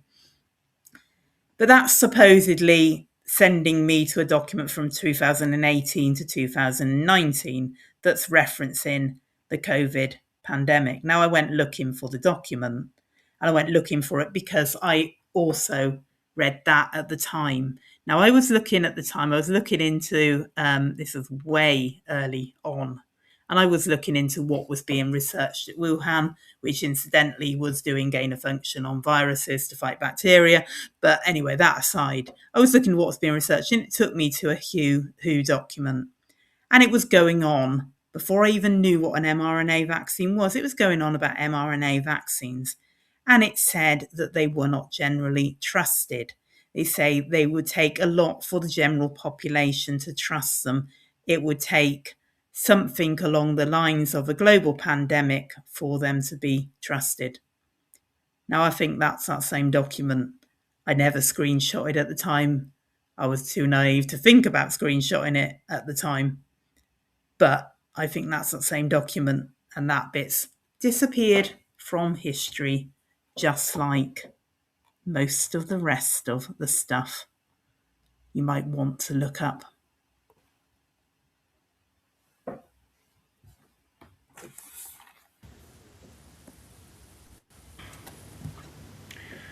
Absolute masterclass, Alex.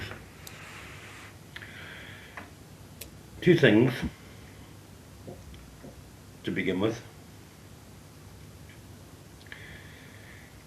One of the things which really perturbs me, and people can easily verify this, big tech companies, AI companies, are buying up massive amounts of second-hand books, and they're shredding them. Why would they do that? They digitize them and then they shred them. That's Ministry of Truth right there. Yes. Treasure books, people. Keep them. And this morning, coincidentally, I saw a post on X, and I thought, that is so spot on. It said, you took the job and hoped I would die. I saw you take the job and prayed that you would live. We are not the same. Glenn, any thoughts at this point before I go much further, my friend? No, well, yes. It's obvious that figures can be manipulated, and the way in which you interpret them, will give you different results. But the bare bones of figures, as Alex said, cannot lie unless you alter them by altering the measuring system, which appears to be what has occurred in some cases. And that is another kind of statistical trick. It's a little bit like I don't know how we calculate inflation. We can calculate inflation in one way. Hang on, that's showing inflation running very high. Let's change the method. And so that manipulates the data. And this appears to be, like Alex was saying, laying out there exactly what has gone on. And once things become to be historical, people have a tendency not to go looking for them so much. and they rely on basically the first level of information that they're given rather than questioning the system a bit more. And so it's the same with any topic that you want to research. If you really want to get to the bones of it, you have to start digging. But when they start taking away that information, as you said, shredding that information, digitizing that information, which can then be manipulated, that makes that job even harder. And I would think many people kind of give up at a certain point. It takes a lot of dogged determination to try to get at the facts. But it's clear from even from those figures that Alex was showing that there is an overall curve upwards in excess death figures, and so these excess death figures must have a causation, and it's proving that causation that is the problem, I think. The thing is that if we were to actually try and tackle the entire depopulation agenda, well, one, we would be doing a marathon show. But let me return to Thomas Robert Malthus and the Malthusian paradox. What did we say that was? He said it would come to the point where population increase would outpace food production to the point of disaster, which would inevitably bring on economic collapse and poverty, disease, famine, and war.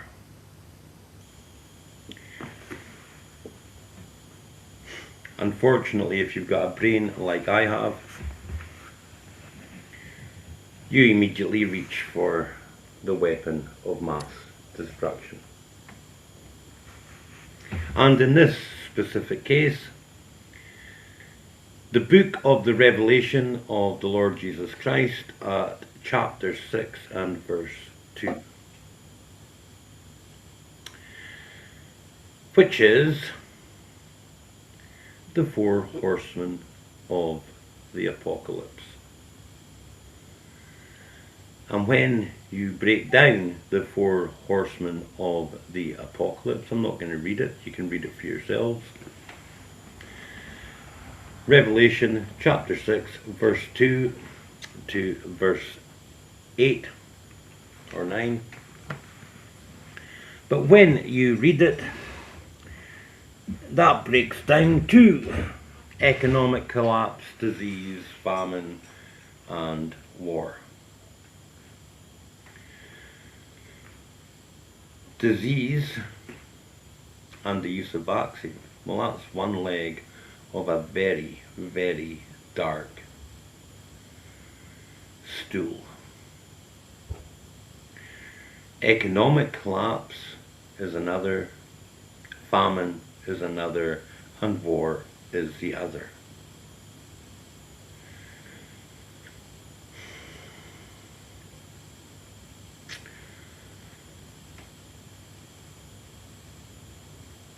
I've been thinking a lot these last couple of days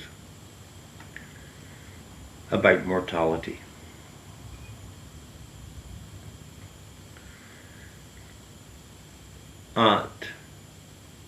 And everyone knows I hate birthdays, but I'm coming up to mine, and I'll be 58 years old. At the age of 58, with the cough that I have, with the lifestyle that I practice, if I have 20 more years, I'll be very lucky. If I have 30, it'll be fucking remarkable. Now, I've got made peace with that, That's the natural, inevitable flow of life.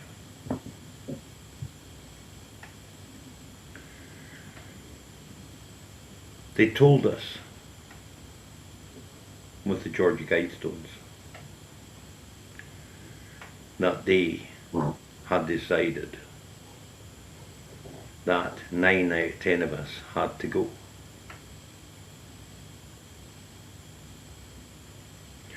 And I said last week, and I will state again, the thing that haunts me most is Deagle. I was aware of Deagle long before many people ever even knew it was a website. Ever even knew that it was a website saying there would be massive population reduction in 2026.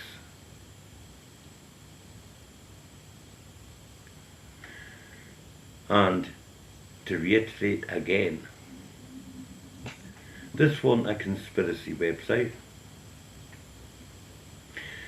This was a website from a man who was a statistical genius, Edward Deagle, who was an advisor to numerous American administrations, and the data on the Deagle website was used by governments all around the world for forward planning. But something in the data told Edward Deagle that 2026 was going to be the Deagle report, Julie. I don't know if it's still up, to be honest. I haven't looked recently. That 2026 was going to be a massive depopulation event.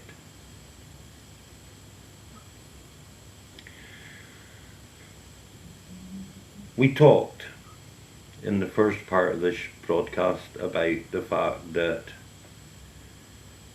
we are in the opening salvos of World War III.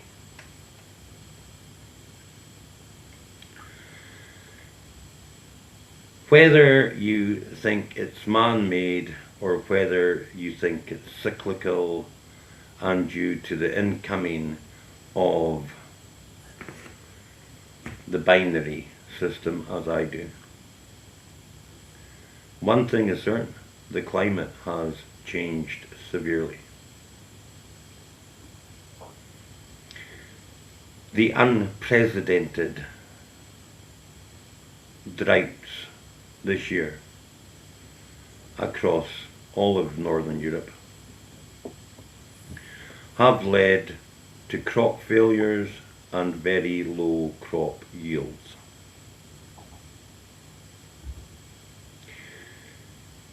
The crisis in the Straits of Hormuz has led to shortages in fertilizers.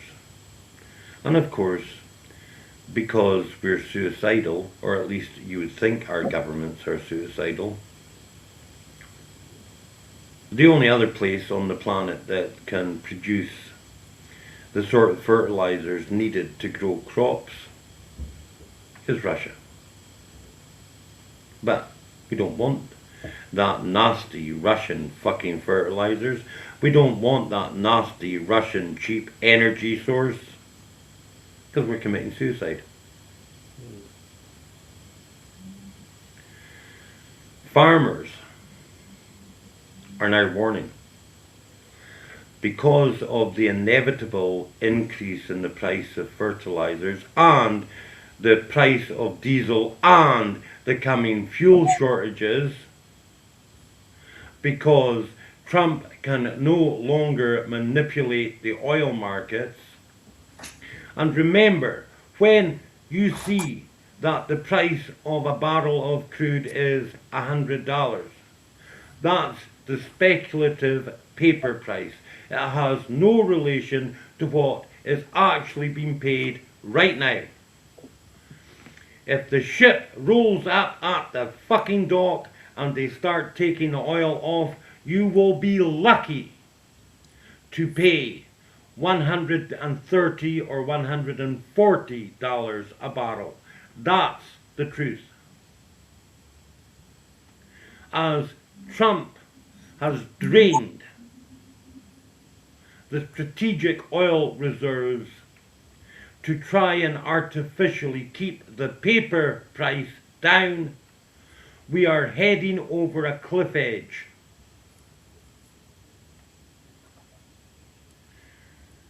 The food we eat today was harvested last year. We have an El Nino that they say is unprecedented. We also have sea temperatures, ocean temperatures, which are unprecedented. The storms we're going to experience this winter because of that, maybe even before harvest because of that, are unprecedented. Economic collapse is right round the corner.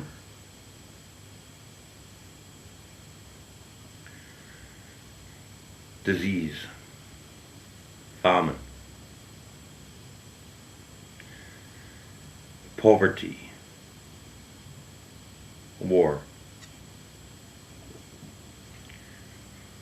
I don't know about you, but I can hear the sound of hooves in my ear. What think you, Alex and Glenn? Alex? Yeah. It's those figures are hidden, but they were there and they were out there. They were globally available. The Georgia Guidestones was physically standing there for years on end, and people just ignored it. The Eagle was that sat there on the internet for years on end. I don't think it is there now. I've not been able to find it in recent days, but people just ignored it. People maintain that normalcy-based bias that nothing is going to happen.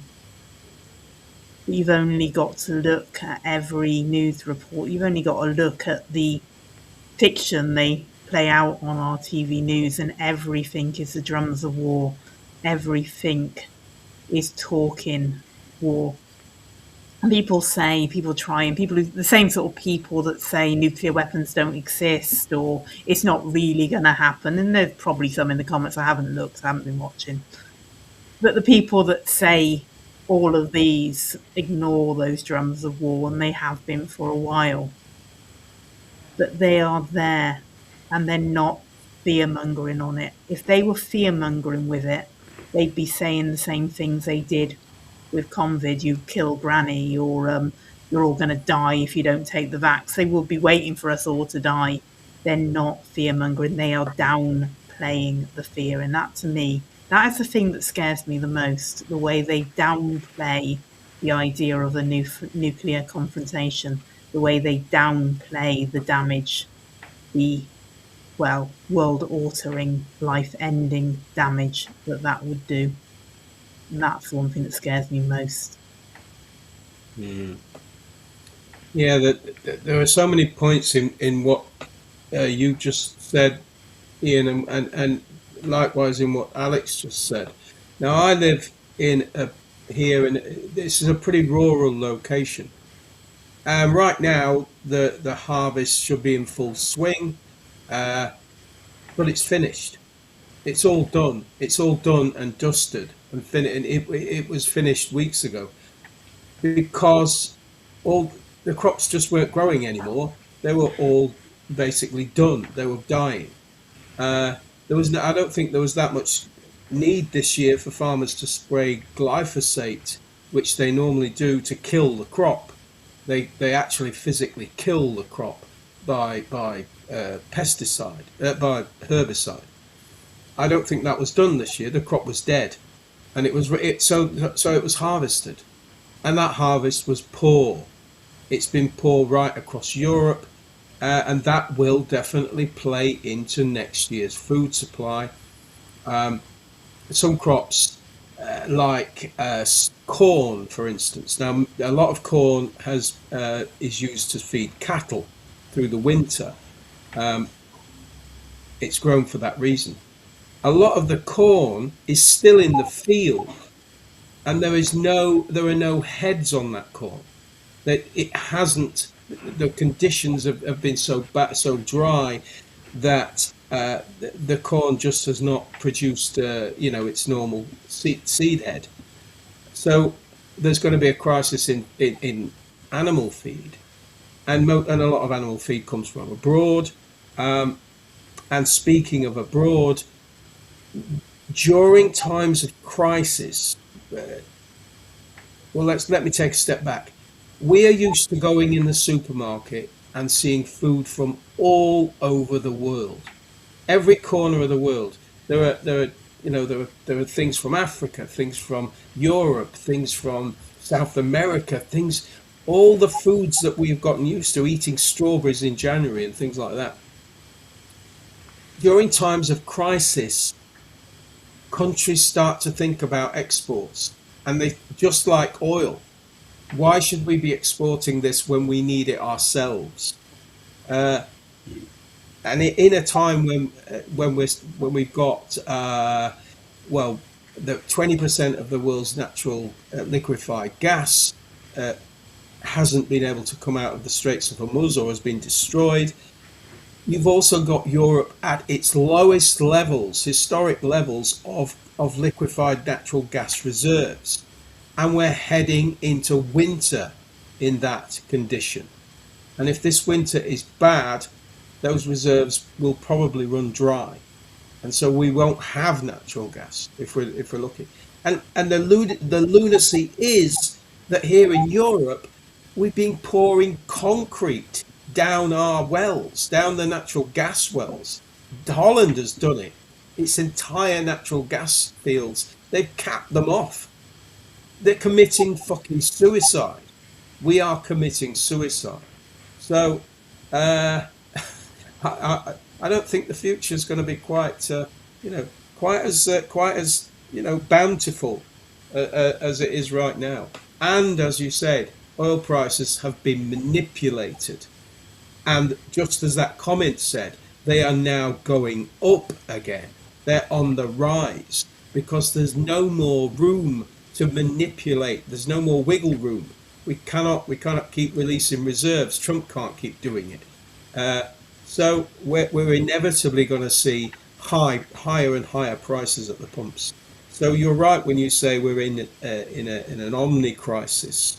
We're in an omni crisis from so many levels, from so many different aspects that are all coming together, and it doesn't look good.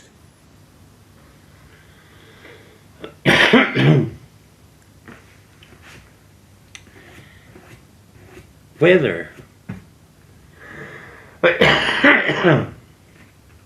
or not Trump uses a nuclear bomb in Iran and starts a limited nuclear war, that will certainly depopulate. Whether cyber attacks or a CME wipes out grids,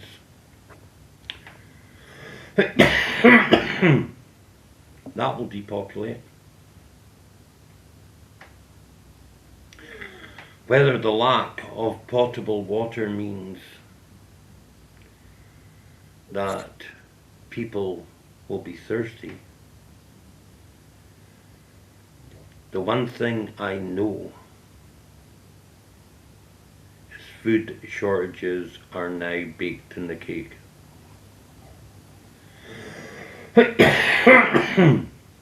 And that means it's not just about the price of diesel to move food. It's the actual scarcity of food itself which is going to be the problem. Hungry people will do desperate things. The most mild-mannered pastor down the road will murder you and your entire fucking family if he thinks you have a tin of beans left in your cupboard and he's starving. Capiche? One way or the other, we are heading into Mad fucking Max. And that's about the starkest warning I think I have ever given.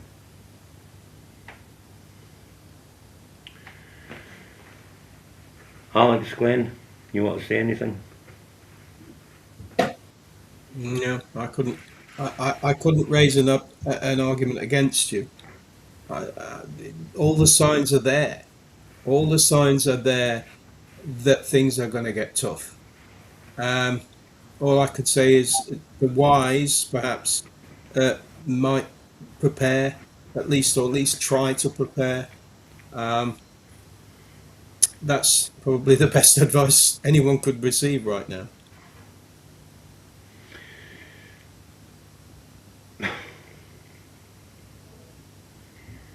Alex, Game of Thrones.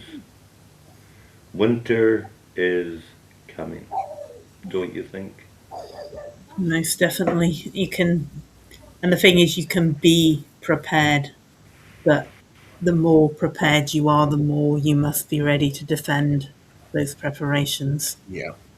And that's what people rarely accept or rarely recognize.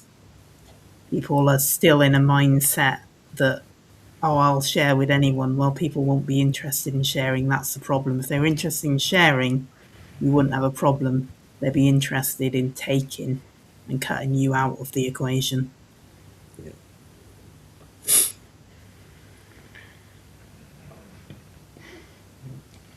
I beg your pardon.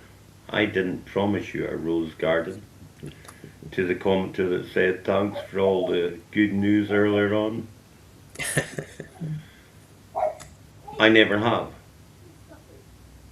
I've never sugar-coated the truth. I'm just trying to tell you the way things actually are. You can take that information, you can use it, or you can ignore it and bury your head in the sand. You can blame all our woes on the migrants. You can blame all our woes on the Russians or the Iranians.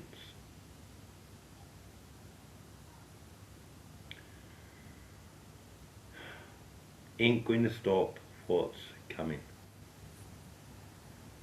I wish it could.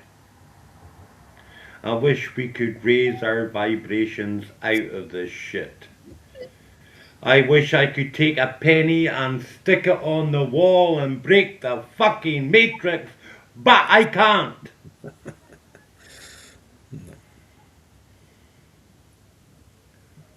And I have 20, maybe if I'm lucky, years left to try and build any sort of future I can for the generations that are coming after.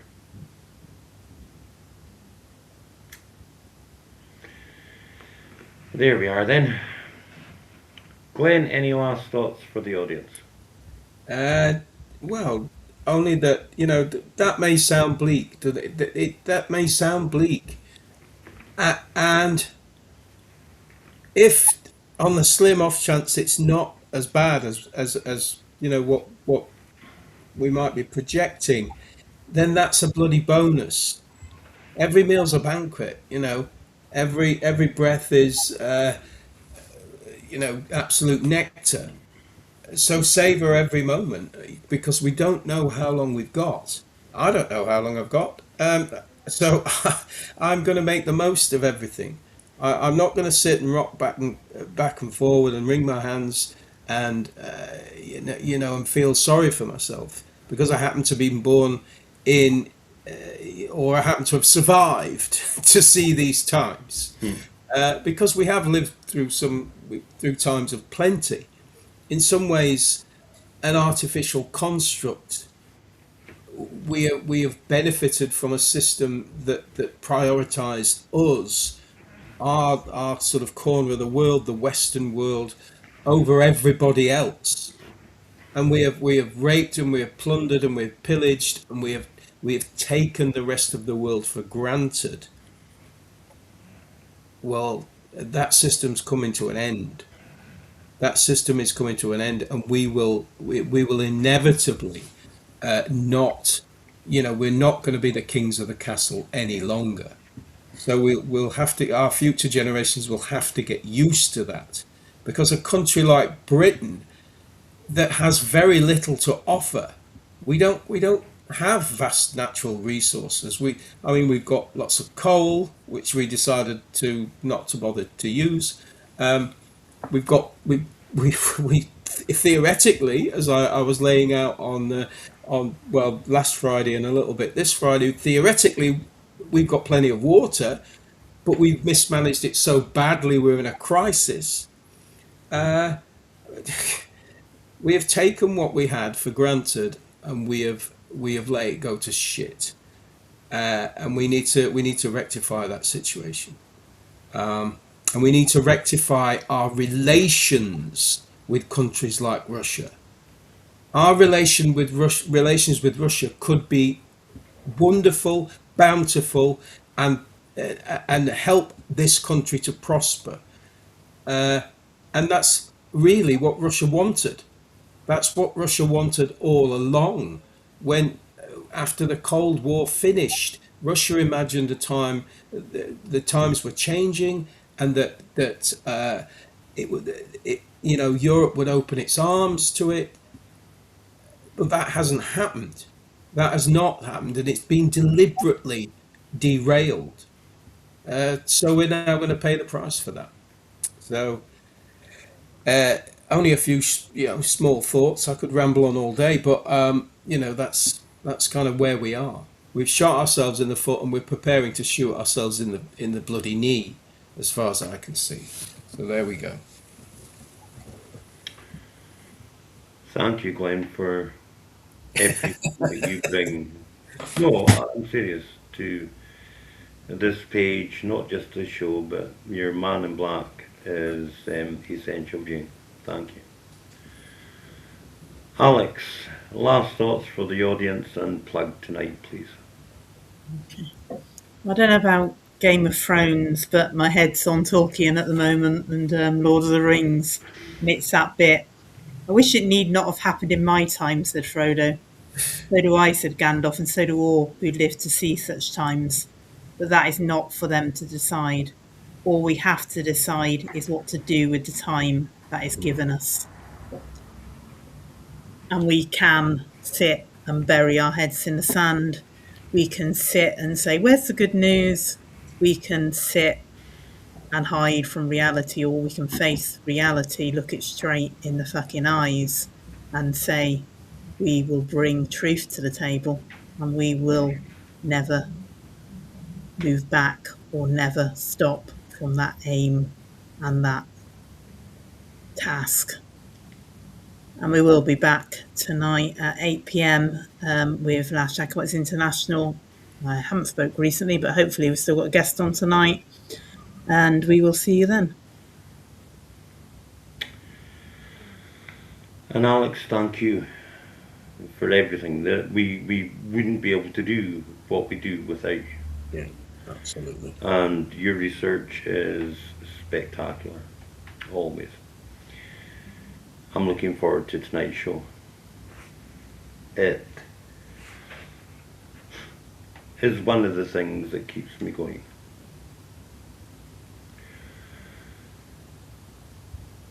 I honestly believe, even though at times it feels like the weight of the world is on my shoulders,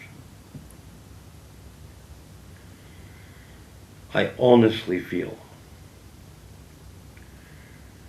that we are here for a reason.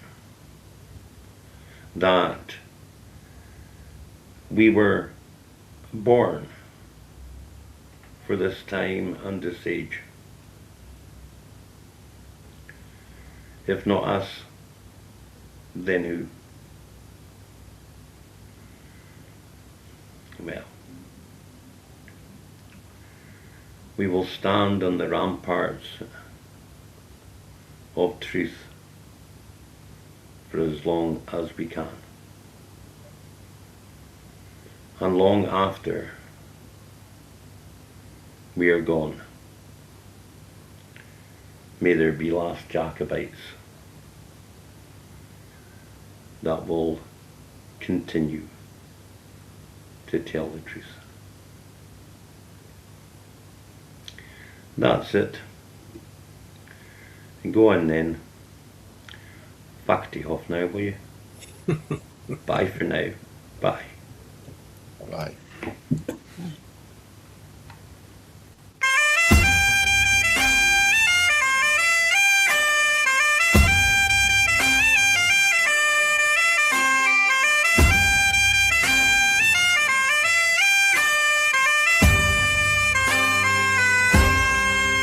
We are the last Jacobites, proud and free, will not be bought nor bend the knee. Like Arbroath's cry and freedom's flame, we rise as one and stake our claim. Oh, side by side through storm and fight, we stand as one in truth and right. From every shore we answer the call, Clan Jacobite, we rise or fall.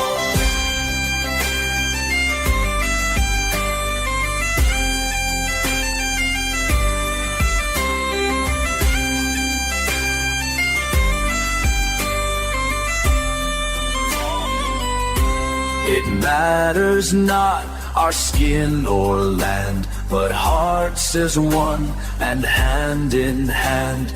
The blood we share is brave and bold, in woven dreams and legends old. Oh, side by side through storm and fight, we stand as one in truth and right. From every shore we answer the call, Clan Jacobite, we rise or fall.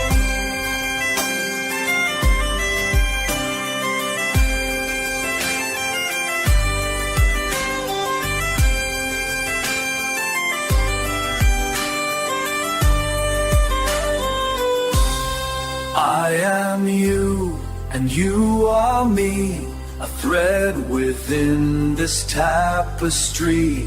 For hopes of all, for every name, we light the fire, we keep the flame.